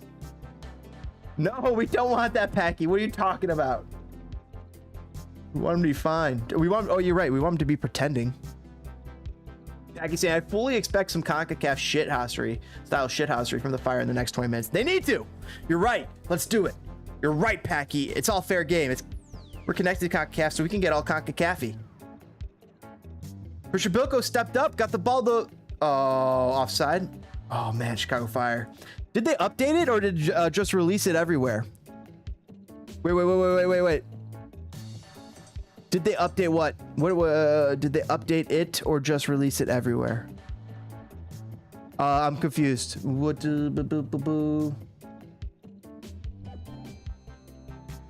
Toke, I'm a little confused. Did they update it or just? I was talking about I was talking about a game. So it must have been one of the games I was talking about. Remind me which game. Because I have so many games on the mind that I could recommend you. I could tell you guys. I could recommend for. I got some good game recs for people. I can nail it. Like a DJ with that. Like, and I'm good at playlists and I'm good at game recs. CFC saying, I believe that we will win. I believe that we will win. I believe that we will win. Oh man, shit, what games were I talking about? Fall Guys. Okay, so I don't know if they updated it fully, but I know that it's had updates. It's gotten love. It's gotten attention. they actually were going to release Fall Guys 2, and they shelved Fall Guys 2 to actually reinvest that time and that money into Fall Guys as a little bit more of a continuing service. I wonder if so I don't know if Fall Guys 2 is in the works or what. But if I was them, I would not make a Fall Guys 2. I would literally just do what the Fortnite thing does with Fall Guys. Why would you make a second game? Like, it's just going to be, how are you going to get people to migrate again and they're going to pay? Nah, they're already in the system. But if Fall Guys is one of those silly, wacky games where it's weird. It's like a fun, it's like not all there. The game doesn't feel all there. That's kind of part of its fun, its charm, I think, as well as like it's like silly, it's silliness. There's a bit of a Fortnite vibe to it in that with its art style to me. Although there's, I mean, the characters are not Fortnite-y at all. It's just giving me a little bit of that toy vibes, fun vibes, cartoony. Playing with 10 men, Philadelphia, for the last 10 minutes, but they're still threatening. Toop with a chance. Cross comes in. Number 6 heads it down right to Gaga Slonina. Oh, but some good games to recommend. Let's see. Specifically, I'll tell you guys, Hades. Hades on Nintendo Switch is so fucking awesome. That and TMNT. They're similar games because they're kind of that beat 'em up. TMNT is the pure beat 'em up. It's like walking back into Chuck E. Cheese and being able to play the greatest video game on the planet. And Hades is different. Hades is so fun. I like, because when you fail, you get your rewards. It's really weird. When you fail, you get your rewards with Hades. Like when you die, that's when you start the game over, but you get your rewards, you get better, you improve your character, and then you get to take on the game again to try and beat it. And then one of these upcoming saves, you beat it. Dude, Horizon Forbidden West, FC Neo Tokyo. FC Neo Tokyo knows Horizon Forbidden West is one of the secret best games of the year. Problem is, it released at the same time as Elden Ring. Chicago Fire threatening. Gaston Jimenez, but Andre Blake's just too tall. He gets it. Another good game, Ghostwire Tokyo. Dude, two great games that released very recently. Horizon Forbidden West released around Elden Ring time, and that's why it kind of got lost in the fold. And which is funny because the last time that Horizon Forbidden West released, it was against Breath of the Wild. Like, it released first, then Breath of the Wild like a week later. And then this year it released, and then like a week later, Elden Ring. And Elden Ring, just like as you guys know, was like a phenomenon. It took over everything. Brian Gutierrez is on the ground, gasping for breath. Somebody in the chat said it was gonna get all CONCACAF-y. It's getting there. But so PS5, FC Neo Tokyo.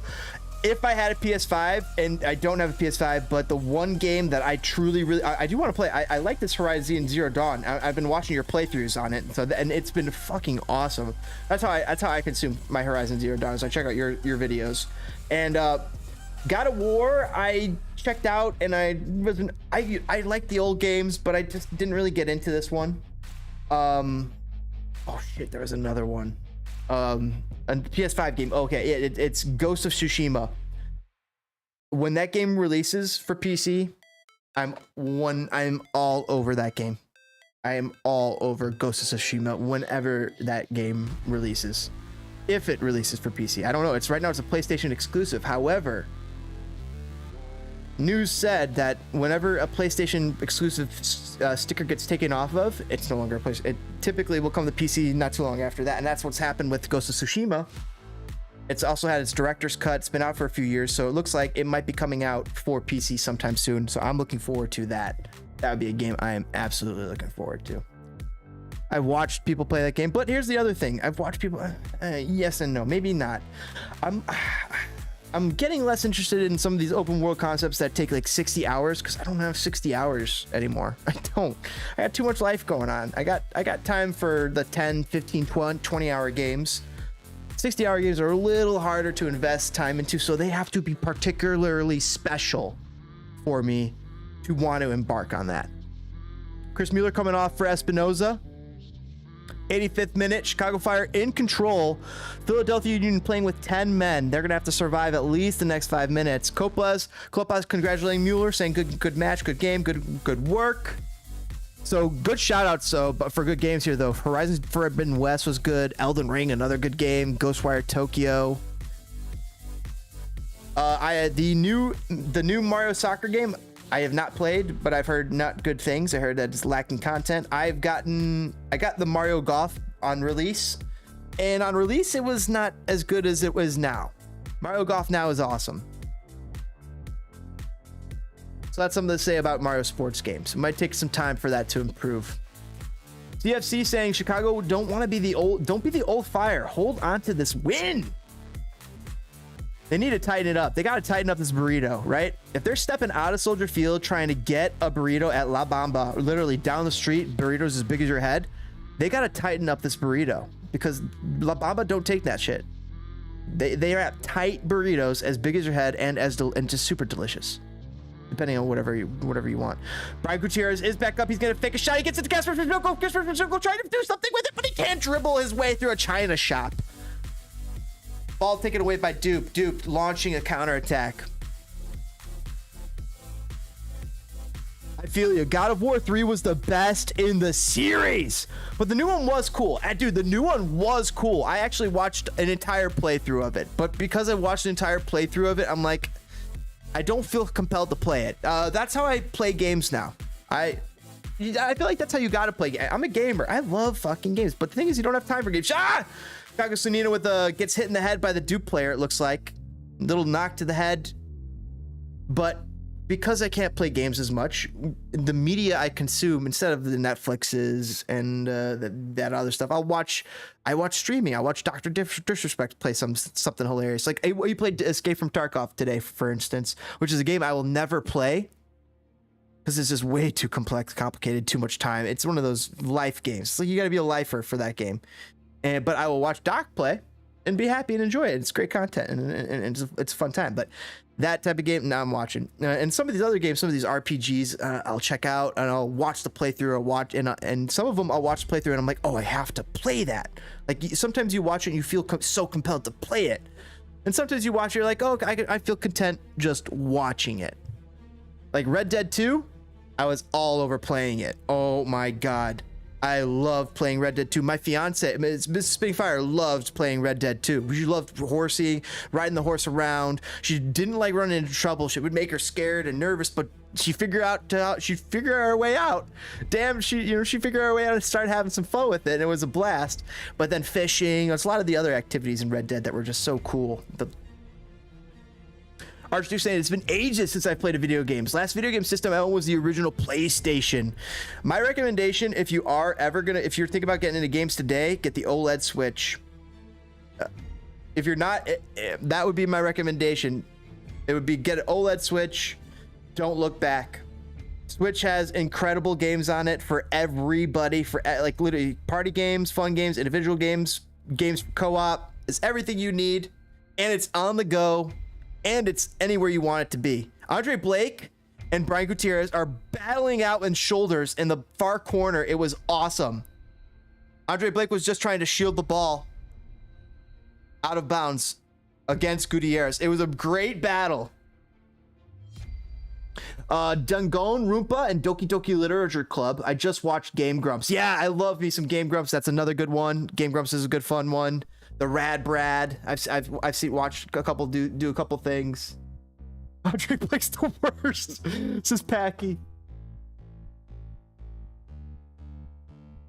The old God of Wars, dude, I played all those. I played all those in college and I loved them. The new God of War was so different, but it was definitely so cool.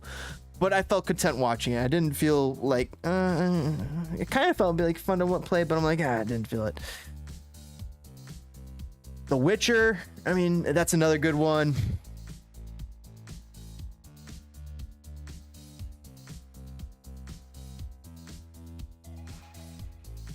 Let's throw you some good Switch games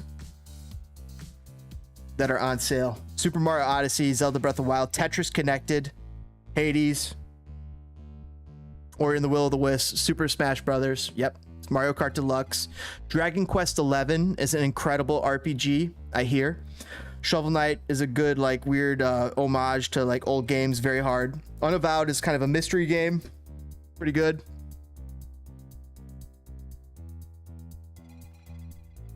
Bastion's kind of like a light, what is it, Diablo 3.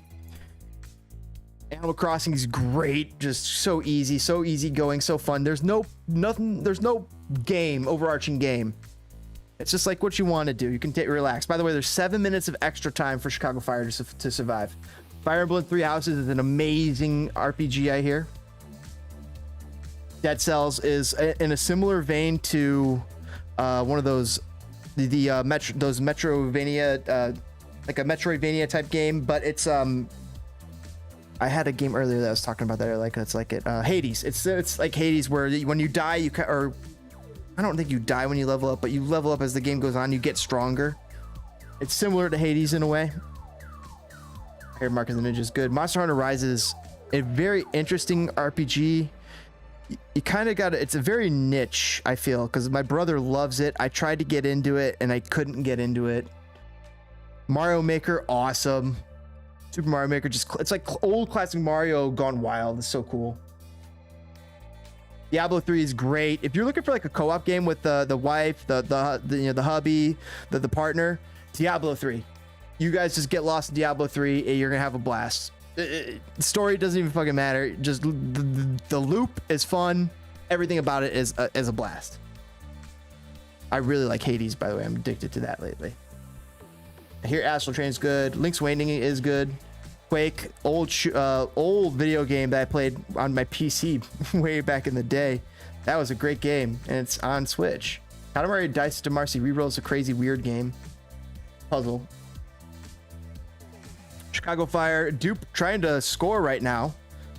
Putting the pressure on. It's the 92nd minute, but they're playing with 10 men, so they're up against it. They're gonna have a hard time. I hear this AI Somnium Files, FC Neo. If you're thinking about, I know what type of games you like, and AI Somnium Files will be your style of game. Check that out. It's I don't know if actually your style. No, time out. It's not your style of game. It's your style of animation. I think you'd appreciate it. It's got some fun stuff. But the game is different. It's like a mystery. But it's got some sort of anime style and animation. Jiggly will like that too. Donkey Kong Country, good platformer. Luigi's Mansion, easy, interesting, some puzzles. Disco Elysium is like another mystery game, kind of like solving mysteries. It's fun. Huntdown is this real cool side scroller game, kind of like an homage to old side scrollers where you're like running around like double, like when you're like shooting stuff, Contra, but like it's way better. I think it's 2-player, so it's pretty awesome.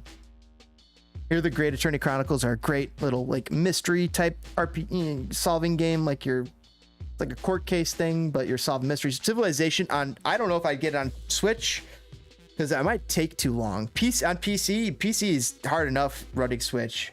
Sid Meier, but Sid Meier is just a great game. Sid Meier Civ 6. I have Civ 6. If you guys ever want to see me play a Civ 6 save, I'll play it for a stream. We could play Civ 6 for a stream, but it's been a while since I played. I got most of the I have most of the DLC for it too, so like we could play a lot of it. I don't have the newest DLC for it. Good game. Pikmin 3, good, real interesting, crazy puzzle game. Pikmin 3. Witcher 3, classic, great, amazing RPG. Fun to watch, dirty, spicy, everything you've never. It's just so crazy. It's a good one. I hear Tangle Tower is good. Good mystery game. West of Loathing is a crazy fucking wild stick figure funny. It's hilarious. $5. It's like just hilarious stick figure game. Tony Hawk, of course, classic. BioShock. You can't sleep on this BioShock collection if you never played the BioShock collection and you like you like old first player shooters. BioShock, get those. Penalty shout. Potential penalty shout by Philadelphia Union. The play goes on. No penalty is awarded, but Philadelphia team is furious. I know it says Philadelphia is playing with 10 men, but you'd think that the Fire have 10 men because they're the way that they're bunkered in. Comes across the doorstep for Chicago Fire. Philadelphia with a dangerous chance, but they're able to clear it. Get the ball up to Shaqiri. Shaqiri runs it into Philadelphia territory. 2 minutes left in the game. Chicago Fire desperately trying to close this game out and not become the old Fire. Outrun, classic Sega. This Wild Hearts game I've heard somebody talk about. Shin Megami Tensei 5 is like adult Pokemon. If you want Pokemon that at the next level, get Shin Megami Tensei 5. Ape Out's just a silly, quick, one-time beat-it game. I can't... people like it. Katana Zero, kind of similar to Ape Out. Like a quick pick it up. There's the Mega Man collection. You can't sleep on that, but that's very hard. Mega Man's so hard. You play Mega Man, you're gonna be like, holy shit, it's hard. Gris is an interesting, crazy color game. Real quick, like 2 hours long. Fast, pretty. Octopath Traveler, my brother loves, says it's a great RPG. Splatoon 2, I'm actually very interested in Splatoon 3 because of what Splatoon 2 did. It's too old for me to get now. I think it's just too old of a game to get now because Splatoon 3 is right on the horizon. The player base is just drying up, all that. But Splatoon 3, when it comes out, watch out for Splatoon 3 to be a lot of fun. Splatoon 2 is. Oh, there's classic Mega Man. I have, but holy shit, it's brutal. This brand new Castlevania. There's 2 Castlevania collections that are out that if you like old school Castlevania, you'll love. It's great pickups. If you're gonna get any Pokemon game, don't get any other Pokemon but Pokemon Arceus. It's like everything Pokemon should have been after 2008. Like it should have been what Pokemon became in 2008, but it's like now in 2021. It's like 16 years too late, but it's still way better than any formula of Pokemon that they have going. It's the most modern formula of Pokemon, and it's the best. Pokemon Arceus, highly suggest that if you're going to get into any Pokemon, do that. If you're going to get into a different Pokemon, Chicago Fire win, Chicago Fire win, Chicago Fire win. Let's go Pikachu. Chicago Fire win! Wow, another Chicago Fire win. People were talking about it in our little Chicago Fire thread earlier, saying this feels like a sneaky Fire win coming on the back. So 2 Chicago Fire wins in a row. Chicago Fire are going to claw it with 6 points in the last 2. That's huge. Moving up another 3 points. But they only move up 1 place. 13th, chat. So it's still a lot of work to be done, but positive. Chicago got the results that they needed to get. They beat DC and they beat Philadelphia, and Philadelphia didn't actually seem like it was going to be winnable game. This is a huge game. These guys are celebrating down there. These guys are pumped. These guys are Navarro Jimenez was just celebrating like he won advancement to the next playoffs. I hear Splasher is a good game. Limbo is a good game. Triangle Strategy is a great RPG. Fluxion's Mad old school RPG. Old school Doom, amazing. Can't sleep on Dark Souls if you like that punishing gameplay. It's actually not as punishing as you remember. Good game. Knights of the Old Republic Coder. Hopefully they fixed the error in it, but great, incredible game to play through. One of my favorite Star Wars games. Won't play it ever again, but holy shit, I loved it because it's just a game you sink hours into. Chicago Fire with the win, and it's going to be enough. Federico Navarro gets the kick, puts it in from the top of the penalty area, bounces off of Andre Blake's hand, but still is not enough power to keep it from going into the back of the net. Federico Navarro gets the goal. Big time. East 8 Lacrimosa. If great RPG, get it. Don't get East 9, get East 8 here. South Park Stick of Truth. I've heard funny things, don't know. Little Nightmares 2 and Little Nightmares 1, very fun game, kind of in a similar vein of Limbo, but just like very interesting, fun kind of puzzle type of game in a way. Classic Borderlands, can't sleep on that. 51 Games is awesome with the loved one. Yeah, all sorts of great games. Unravel 2, another great co-op game. Devil May Cry, shout out to the old school. Hotline Miami is a decent secret good game. Captain Toad, I mean, all these are secret good games.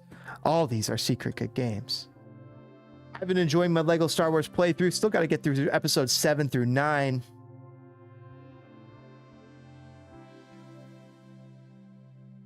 Other ones can I recommend? Classic Doom. Oh, that's Doom 3. Monster Hunter Stories 2, which is kind of like Pokemon, but in Monster Hunter form. The Show 22. I thought about it, but oh man, that game will take forever. Zelda Skyward Sword. Nope.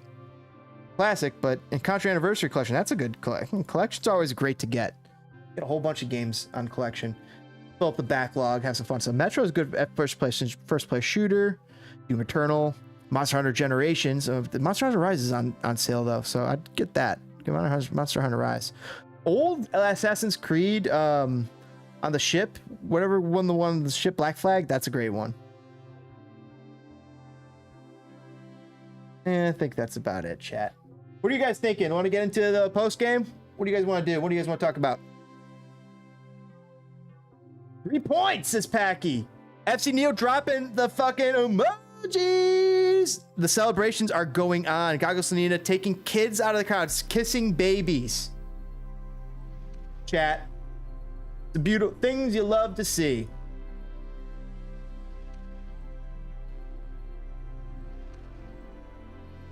Where did that go?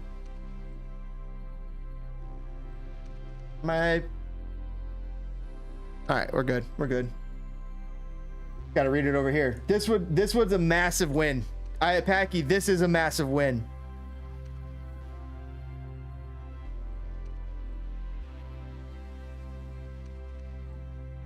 I got to catch up on some of these comments here. Doom 2016, it's basically Deathcore the game. Classic. I question why Mega Man hated me as a child, because it was so hard. Dude, I know! As a kid, it's like Mega Man as a kid, and then I get Mega Man as an adult, and it's the same thing. It's still just as fucking hard. Brutal. Brother BKL saying, congratulations on winning. Thank you, brother. And we got the equalizer, 4-4. Big, huge. Thank you, brother BKL. Great win for Chicago Fire. What happened to my doc? Oh, there it is. Okay, I got it back. And let's predict the results. Let's end the poll and see what the result got. Archduke dropping the flames in the chat. You better believe it. Fire win. 46% predicted the correct result. 38% said dupe win. Hoop winning. And 14% said draw. By the way, thank you guys for joining us here on Spinning Fire. You guys are the best in the business. Appreciate watching the game with you guys. And you guys are amazing. It's always fun watching soccer with you guys. So Archduke saying fire, fire, fire. Axe saying good win. I'm liking it. Brother BKL happy. Let's see about MLS table. Cincinnati tying New York City 4-4. That's crazy. New York City with a huge comeback, brother BKL. They with a huge comeback. They were down what 3-0 to Cincy. Claw back into it. Let's see. Oh, so they were winning. They were winning, and then Cincy clawed back into it. Oh man, that's unfortunate.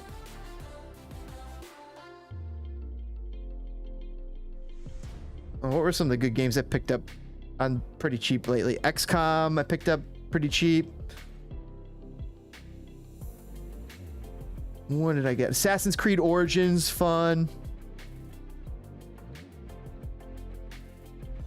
But back to the game, chat.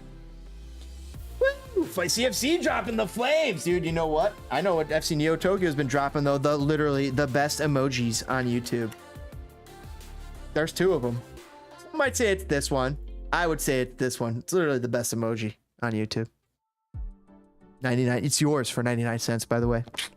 Oh. It's the cheapest I could make it. The absolute cheapest I could make it, chat.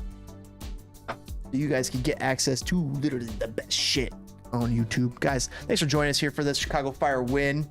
Couldn't believe it. Can't believe it. They got it. They pulled it. They made it across the finish line. For a minute there, we're saying, are we going to see the old Fire? No, we did not. 10 against 10 men, Philadelphia Union. They're able to pull off the win. Let's take a look at the stats real quick. My, how the possession numbers flipped. Remember those possession numbers earlier in the game? Philadelphia was looking good for those first 15 minutes, and they had that 56% possession. But man, oh my, oh my. Game ends with Chicago Fire having 57% possession. 43% possession to Philadelphia. Philadelphia having 8 shots, 2 of them on net, having a couple danger chances. Definitely a couple dangerous moments that Gaga Sonina had to react to, but including that goal mouth scramble. But Chicago were just better. They were better all game, to the tune of 57% possession and 14 shots, 3 of them on target, troubling Andre Blake. In fact, Brian Gutierrez getting into a little battle, a little shoulder battle like Conor McGregor style in the corner. Tokyo. What if I told you there is no wooden spoon? Am I right? What if I told you there was no wooden spoon? Guys, it's the meme of the day. Ezra stacking 2 wins. Be able to put Chicago Fire back and away from the bottom of MLS right now. Right now, that spot's held by DC United. However, DC United still has 2 games in hand, as you guys can see. 15 games played versus Chicago Fire 17. Chicago Fire on 17 points. Let's see, what would 2 more wins do? 23 points. That puts us right around here, but assuming these guys don't win as much, that's what you need to see. But here's the thing, they need to stack these points now. They need to stack points now. They got to get it back. Philly are down by 10. Now I got to laugh. There we go, chat. By the way, let's see. And if you're already subscribed to us, thank you. It utterly delights us. And if we earned your subscription today, you better believe that utterly delights us. CFC dropping the fucking flames. One of the best emojis on YouTube.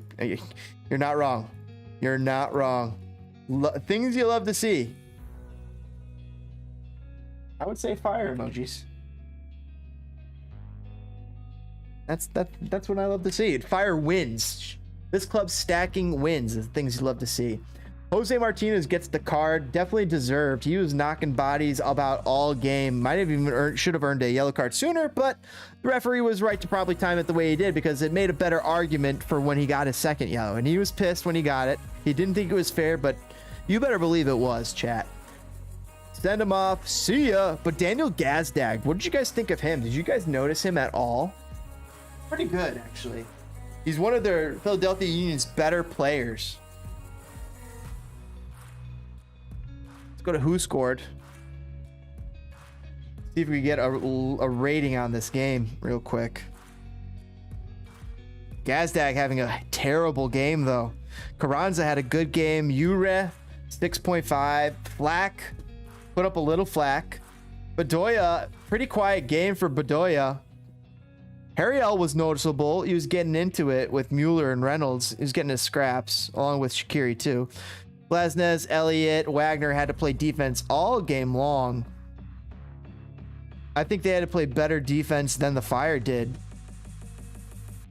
in order to keep in it. They did. Blake with a mediocre game. Meanwhile, Chicago Fire, Fisher Bilko had putting up a 7.1, pretty decent. Mueller, 7. I liked what I saw of Mueller today. I mean, the numbers say 7.1 for Fisher Bilko. He was okay, but he was not better than Mueller. Shaqiri with a 6.3. He was coming back kind of from injury, so a little slow return from him. Fabian Herbert is actually really kind of quiet. He did struggle over in that position. There was a big drop off. I was saying earlier before the stream even started that, shouldn't be too much of a drop off over in that right wing, but look at those numbers, a little bit too much there. Gaston Jimenez had a pretty decent game. I liked what I saw to Gaston Jimenez. Also, Navarro gets the 8.2 because he got the goal. Probably would have gotten a 7.2 around there with Jimenez. Jimenez and Navarro paired up well today. I liked what I was seeing out of them for the most part, but I probably should watch the tape again because there may be more mistakes than I didn't see. Boris Kulich had a pretty decent game, I thought, over in that right back, and that's reflected in that 7.3 score. I thought Carlos Turan was also okay. 6.8? I could almost see him getting a 7. So I thought he played a little bit better than that Turan, but maybe I was biased. Maybe I didn't see everything. Captain Chicos, thank God he didn't get injured. Thank goodness. 7.2 he throws up. He was solid today. He was, of course, the reason Philadelphia didn't score. One of the main reasons. Andre Reynolds went out there and made you forget about Miguel. Who? Miguel, he made you forget about Miguel Navarro, who was out and partying with a Philadelphia Union player a couple days ago, like on a TikTok or something like that, or an Instagram. I'm not exactly sure. Or within a day or so, but apparently he was out for health and safety protocols, but yet was out with this player and hence was unable to play. So we get a surprise Andre Reynolds sighting, and I gotta tell you, I really liked what I saw on here, Reynolds. He was noticeable. I felt he was noticeable in all the right ways. Chat. Columbus wins against Toronto 2-1, reports brother BKL Contreras. Thank you, brother. That's a big win for Columbus. Toronto did scratch their way back into it for a minute there, but good for Columbus to hold off the win. We're going to see Cucho Hernandez make his debut for Columbus against Chicago Fire on July 9th. So stay forward, stay tuned to that. Make sure you guys kick that subscribe button, hit that bell icon to get notified of our live streams. That's how we're going to do all of our content, basically. Our main content. I'm going to be moving away more so from our little small form content. I'm going to be mostly just doing live content. So this game is why I'm worried about the new MLS TV deal, says Axe. It's nice to flip the channel and see it on the local channel. You're absolutely right, dude. For us in Chicago, it's nice to be able to have it on Channel 9 and just like be able to put it on TV. You're more likely to watch it with my dad, more likely to, well, not my dad, but you're more likely to watch it with like your dad, your grandpa, or your family, your loved one, if it's easier to put on. Shaqiri did have a wolf game, says Axe. Absolutely. So you're absolutely more likely. You're more likely to put the game on because if it's on TV, but streaming is the future. It is. So we have to, there's some, we have to pay some sort of recognition to that fact. CFFC asks if has Chicago arrived? No. CFFC, I'm imagining that graphic from MLS that comes out every year. It comes out about midseason and the end of season, and they have all the teams like an arrow, and they go across. They go across the screen, and they go up or down depending on their position and the standings each week. And the Chicago Fire will start off going like this all the way to the top, and they're going to go all the way to the bottom. Now I think they're going to go up towards the middle, and they're going to be like this. It's going to be kind of just like a slow trend. I don't think that they've arrived yet, but they might have been able to shake off whatever that significant dip was at the beginning, in the middle beginning of the season. That significant drop off, they shouldn't see that again. Or if they do, it's going to be much shorter. I think it's like they jumped off, they're on a trampoline, and it's like leveling out. So the Fire just went.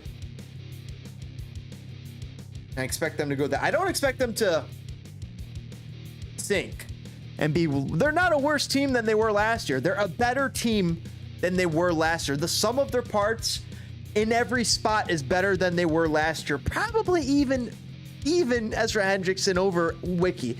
Now here's the thing.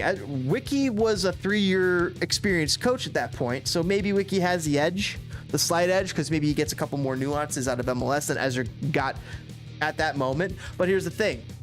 Ezra's been in MLS way longer than Rafa Wiki.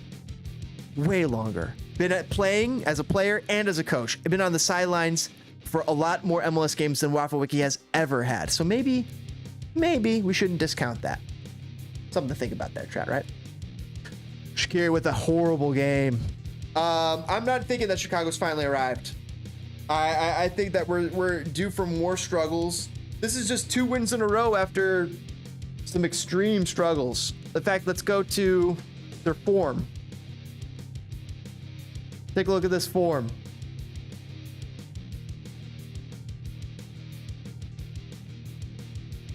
It wasn't 2 wins in a row. I'm sorry. They beat DC United, then they lost to Houston Dynamo, which we watched here.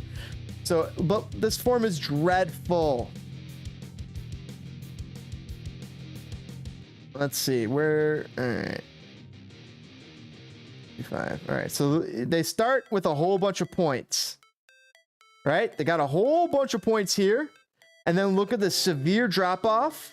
Severe. And now they got a whole bunch of points in these last 2 matches. I expect more of this, like this. It's going to be these 6 results. 1, 2, 3, 4, 5, 6. It's going to be a win, a draw, a loss, a draw, and a loss, and a loss. 3 losses, 2 draws, and a win, which is more than wins than they had lately. Okay, maybe that. Win, loss, draw. Maybe that's closer to what their form will be like. I'm thinking so, but they're not out of the woods yet by any means. I mean, look, drop. And all of a sudden, bam, bam, finding their footing again. They're just finding their footing again. They have to go out and beat the San Jose Earthquakes. This Columbus Crew game is going to be a hard match to win. Kind of doubt that they get points here. Kind of doubt that they're able to pick up points against Toronto. I kind of doubt that they're able to pick points against Seattle. Heck, Vancouver. Let's take a look at Vancouver. Where's Vancouver? Okay, Vancouver's middling. So, Vancouver will be hard, but that's going to be a tough game. Toronto's a tough game. Columbus is a tough game. San Jose is going to be a tough game, but they should hopefully get the win. If they can stack the win there, get more points, that's going to be huge.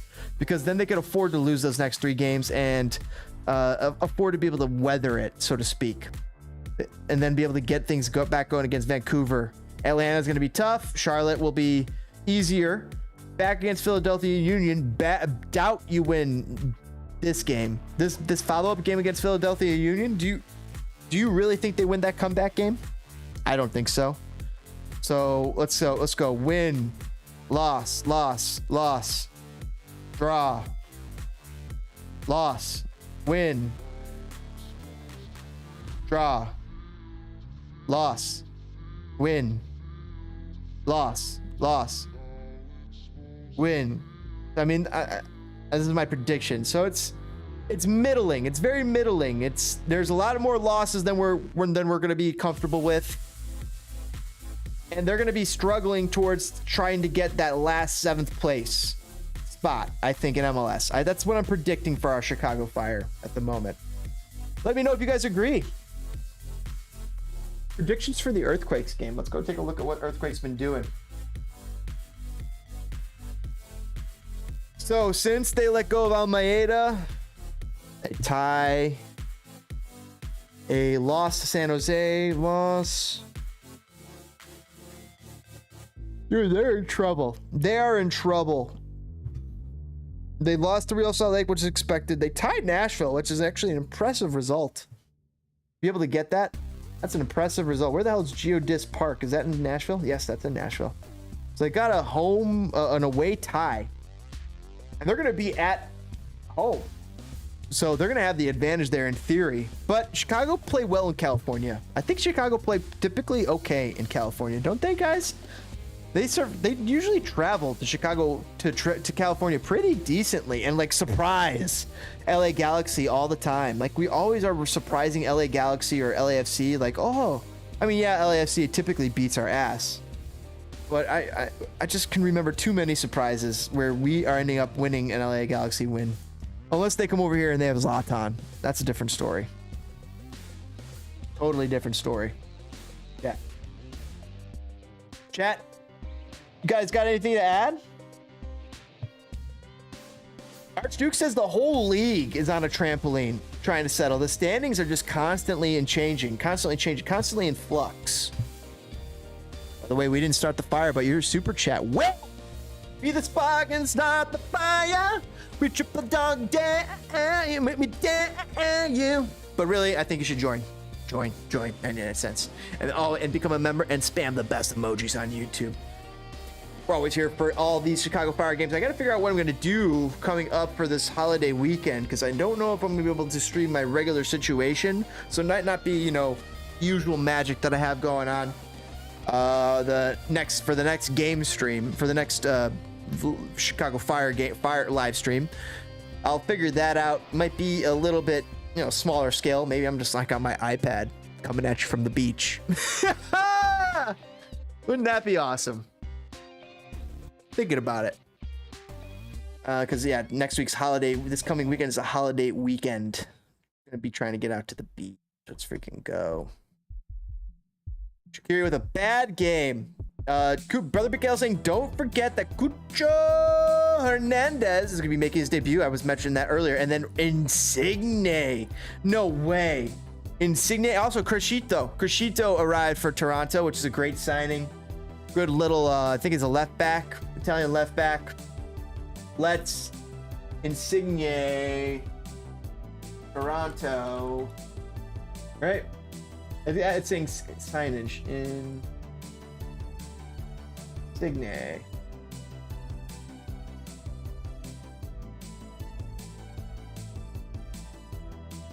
Italian national team star Lorenzo Insigne met the media for the first time Monday. All right, when does he play? When is his first game? July 9th. No, his first game will be against July 9th against the San Jose Earthquakes. All right. So that we will see him though. We'll see him the game. We see Cucho Hernandez on the 9th, and then we'll see Lorenzo Insigne on the 14th of July. Chat. That's pretty darn cool. That's pretty darn cool. I'm excited to see those guys. MLS is pure chaos, and I live for it. MLS is actually awesome. It's a very fun league. Very, very fun league. Lots of stuff going on. A lot of fun people to watch. A lot of fun players. I mean, Nuhu, Chara. Some good players around the league that make these teams really good. Actually, I was reading an article just saying that those are part of the reasons those teams are so good. Are those players? Stay home and roll around with this big fire. I'm ditching my family to do that this weekend. That's gonna be fun. Trying to get Mrs. Spittingfire up beach. That's the plan. If possible, for at least a quick beach day. That'll be fun. Chat, it's been a pleasure. It's been a blast. Thank you so much for joining us here on Spitfire. You guys are a hoot to talk soccer with. I always appreciate having a little fun, talking a little game with you guys. You guys keep it fun. You guys keep it so amazing. Always a blast with you guys. Thank you. Greatly appreciate it. You guys kicking the like button, spamming the chat with the emojis, throwing in the amazing color commentary and thoughts that you guys always have that, I mean, provide us so much stuff to talk about and have fun with. It's been a blast, guys. Here on this June 29th, Wednesday, we live stream every Wednesday as we always do. This, of course, happened to be a game night, so that worked out fantastic. We also got some other fun content for you. We do video games here. We do other live streams. We do UFC. I'm not going to be able to do this UFC live stream, chat. I'm going to be too busy watching the fuck out of it. This next UFC comes this weekend. We got to take a look at this card, chat, before we go. It is ridiculous. Israel Adesanya versus Jared Cannonier. Adesanya should handily beat Cannonier, but Adesanya picked him. It was surprising. I remember the night I was watching live when Cannonier said, Dana, give me the fight. And then the next day, I think Izzy basically said, yeah, he's got it. I'll fight him. So Izzy versus Jared Cannonier is going to be Israel Adesanya versus Jared Cannonier is going to be an amazing fight. Jared's got a puncher's chance, guys. You always got a chance, but Israel seems like the good money there. Alexander Volkanovski, the champ from down under, versus Max Holloway. Max Holloway, of course, really good as well, but I think that he's just gonna Volkanovski. The Volk is just too much for anybody. But here's the thing, Volkanovski's last fight against the Korean Zombie, he beat him, but it made me a little nervous for Volkanovski because he's fighting off, I think, off 3 months rest. So but still, dude, if he's got it, he says he has it, he's probably got it. There's not a lot of fighters out there like Alexander Volkanovski. He's fan-fucking-tastic at what he does. Sean Strickland versus Alex Pereira. I can say much less about this because I'm not super familiar. I've seen Strickland fight. I've seen Pereira. I don't think I've seen Pereira fight. Have I? I mean, not very likely. I've seen Pereira fight. Oh, I watched that fight. That's interesting. Okay, maybe I did see this guy fight. But I just don't remember it. Anyway, that should be a decent fight. You would think it's going to be some heavy hitters right there. 185 pounds. Middleweight. Robbie Lawler versus Brian Barberena. Robbie's old as mold. 40, but he's still got it. But look at the height disparity. 6 foot versus 5'9", but Robbie's got that reach. Can't sleep on that. Now this is the fight that I'm excited about. So excited about. I'm excited about the top 3 fights. The top 3 fights for me is Sugar Sean O'Malley versus Pedro Munez, and Volkanovski versus Max Holloway, and Izzy versus Jared. Those are the 3 exciting fights for me. Can't not fucking wait. This last UFC, I was actually expecting to be disappointed, but it actually was it beat out the hype. The hype wasn't there, and it was more than the hype. So I'm very happy because the couple of UFCs before that were kind of disappointing for me. I love UFCs. I've been watching all these guys for years upon years and years since college. It's been a fun sport to watch. Very enjoyable competition. I prefer it to boxing. Oh, Donald Cerrone? Cowboy! Guys, Cowboy's on the undercard. Cowboy Cerrone is on the undercard fighting Jim Miller. That's another good fighter. That's interesting. That's a dude. This card is loaded. This card is loaded, chat. Brad Riddell versus Jalen Turner. See anybody else? Uriah Hall versus Andre Muniz? Dude. Jessica I versus Macy Barber. Why are they on the early prelims? Why are these guys not on like the next UFC? Let's see the next UFC. Juliana Pena, Chicago's own. Chicago's own baby boys and girls. Let's go. Juliana Pena, Chicago's own. Love to see it. Retaking on Amanda Nunes. Rematch. Pena beat Amanda Nunes last time. Nunes, of course, the legend. Brandon Mourinho, the Mexican kid, coming against Kai Kara France. That guy's like always freaking fighting. Kai Kara France is like always freaking fighting. Look, he just fought in March. December, March.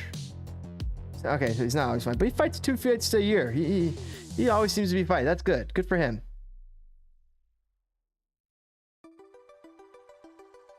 $277 though. Let's see. Pavlich versus Derek Lewis. They got D. Lou to go again. Oh man, if you guys saw Derek Lewis's last fight, it was a little disappointing. Tai Tuivasa just came out and just destroyed him, and just announced himself as just to the world. It's like I'm Tai Tuivasa. I drink out of a shoe.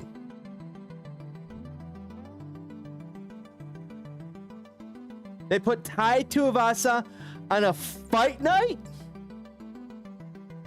What did this guy do? Did he insult Dana? This guy should be on the main event. He should be on the he should be on the lower card of the main event. Should not be a UFC fight night. Oh, that's ridiculous. Martin Vittorian Whitaker? This is a UFC. This is UFC 279. Why don't you just make this UFC 279? This is Mara Usman versus Leon Edwards. Love it. Aldo versus. Oh, I gotta read this. I gotta read the comments. Sorry. Kron Gracie was the GOAT. Max was trying to tell me she was dating Israel, and he doxed her. Bro, that woman was so much drama. Izzy? What? Who would you box in a creator clash? Well, I want to box somebody I would be able to. That'd be a fair fight, right?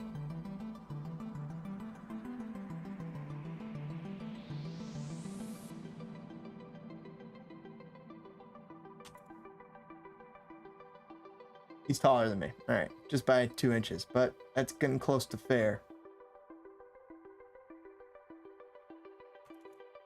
Ninja's got crazy boy injury. You've got too much crazy energy, and he's too tall. Yep, 6'1". Give me some ideas for creator clash. 5'10", 5'9", right around that area.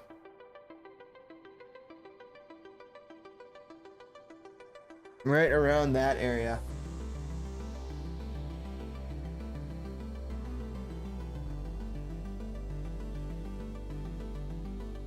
See, Charlie's too short. Voice critical, he's too short. I would beat him. There we go, Jacksepticeye. Got it. At least got an inch on him. So I mean, that's close. I could take on Markiplier. Just seems like he lifts. I don't lift. Gotta take on a person who's like in a similar athletic shape to me. I feel like PewDiePie. Probably secret lifts. Onasign definitely lifts. Right, Ego, but Who was I just saying? Jacksepticeye? I don't know. He might. I don't know. If I start working out, I start training, I definitely could take these guys on. I can hold my own. I'm an athlete. I played hockey, chat. I've gotten my scraps, but I'm also a lover. Preferring that to fighting. Matt Watson? Who's Matt Watson?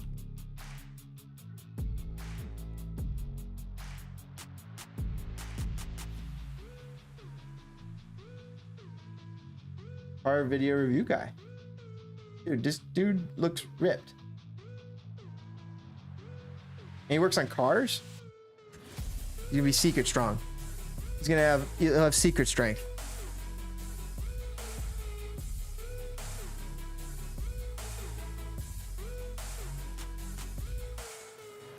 Those people could wreck you.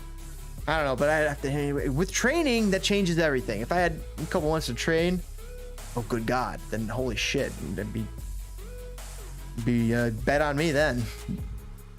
Bet on me then. Super mega. I wonder. Let's see. Creators, height, 5'9". Go. Fighting girls? What the fuck is that? That's ridiculous. Fuck.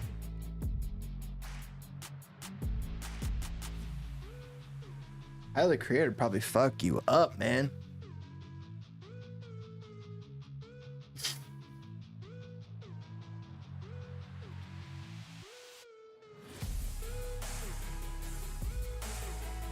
Dude's ripped. Read it out of his mind. Look at these guys. There we go. Wow, he might be too unathletic. I see. I'm an athlete. I'm like an athlete. I'm an athlete. It's just you might be too unathletic, chat. No contest then. It has to be a contest. All right. So maybe I could compete with some of those guys who have the muscles, but damn, I don't know. It would be one of those boxing matches. That'd be fun, but might be hard for me to do. My boxing match days are over. I like to protect my head. Had way too many concussions from soccer and hockey. I don't remember any from basketball. Usually avoid hitting my head like that. Soccer and hockey, oh man. And just even pick up football. I've had some nasty head ones. As you know, got whopped by dad. Oh yeah. Oh yeah. I saw that fight. I did see that fight. Dad versus Matt Watson.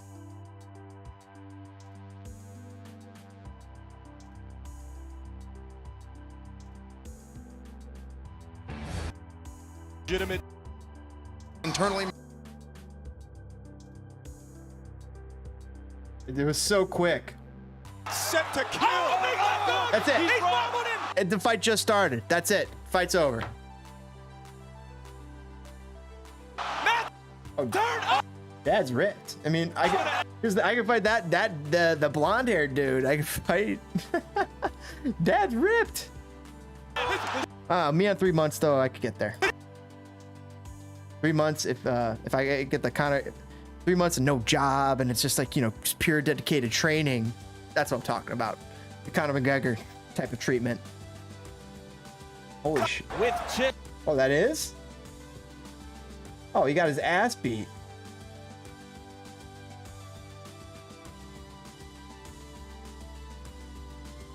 Oh man, definitely I could win. I feel like I got a chance in that.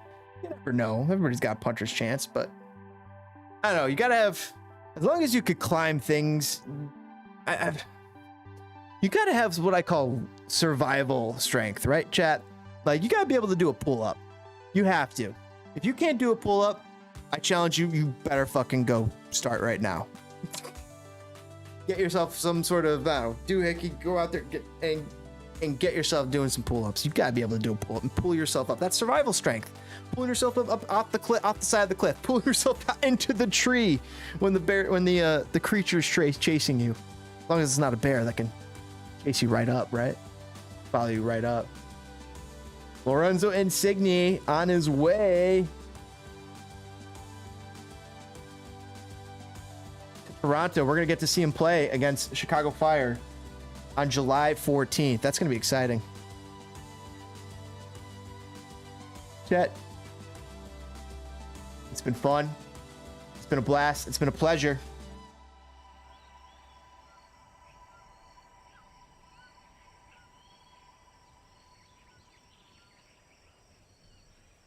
But I think it's time to go. It's been a fantastic stream. You guys are so much fun talking, having fun with you, just chatting with you guys. I mean, literally, I thought I was signing off the stream half an hour ago, 45 minutes ago. All of a sudden, I'm like, oh, we're just having fun. That's what it's about. That's what it's all about. That's what I love to do. I love that you guys help facilitate that here on Spitting Fire. Thank you guys for kicking that like button, hanging out, giving us and supporting the show. All you guys and all you fire starters, all you Blaze networks. I'm talking FC Neo Tokyo. I'm talking S Sons of Pitch Soccer Central. I'm talking Crypto Joe. I'm talking Jack. I'm talking Jay-Z. Let's go. Freaking all you guys greatly appreciate. I'm talking Mitch. All of you guys greatly appreciate all you guys and all you guys in the live chat who are just here hanging out, having a good time. Archduke, Ramon, everybody. Thank you guys so much. Greatly appreciate you guys coming and hanging out. CFFC spamming literally some of the greatest emojis on YouTube. You know what I'm talking about. That fire flame. It's one of the best emojis out there. And of course, FC Neo Tokyo spamming the best emoji on YouTube. Fire. The fleur de lis. The crest of Chicago Fire. Let me go take a quick swap about comments and just take a quick peeky poo. Brother BKL, thanks for stopping by. Everybody, RBI, Axe stopping by. All you guys, thank you guys so much. Connor swinging by earlier while in the halftime during the stream. Packy, even though he's rooting, even though you know he's an Aaron Rodgers. I'm just kidding. No, I like Aaron Rodgers too. Oh, he said it. Oh my God, he said it. I fucking like Aaron Rodgers. Sue me.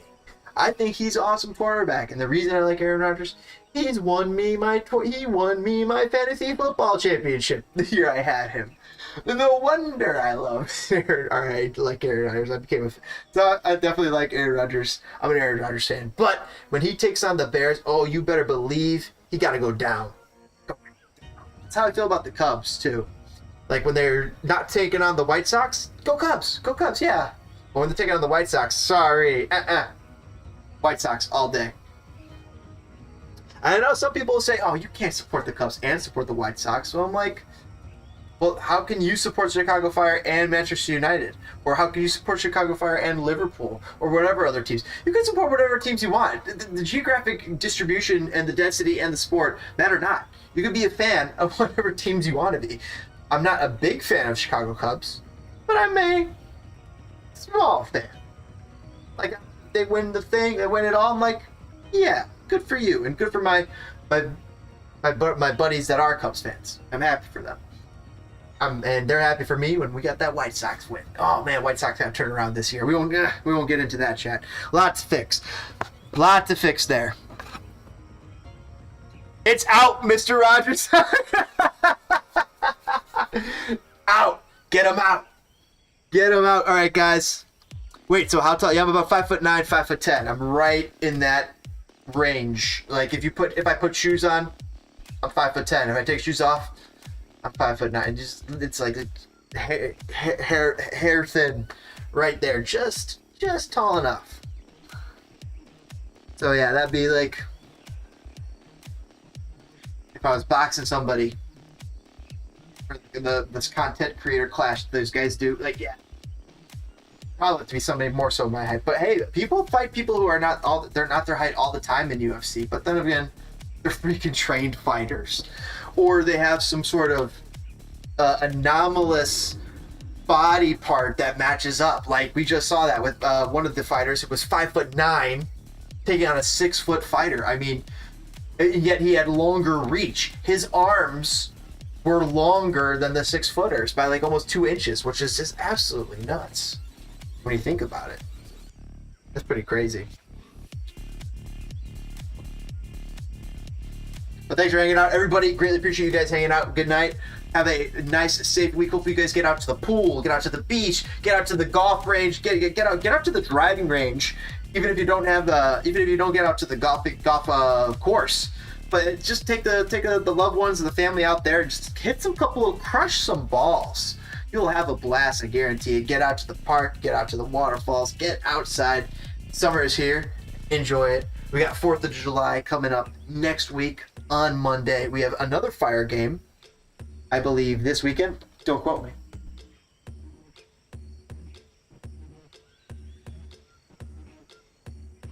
We have a fire game on the 4th of...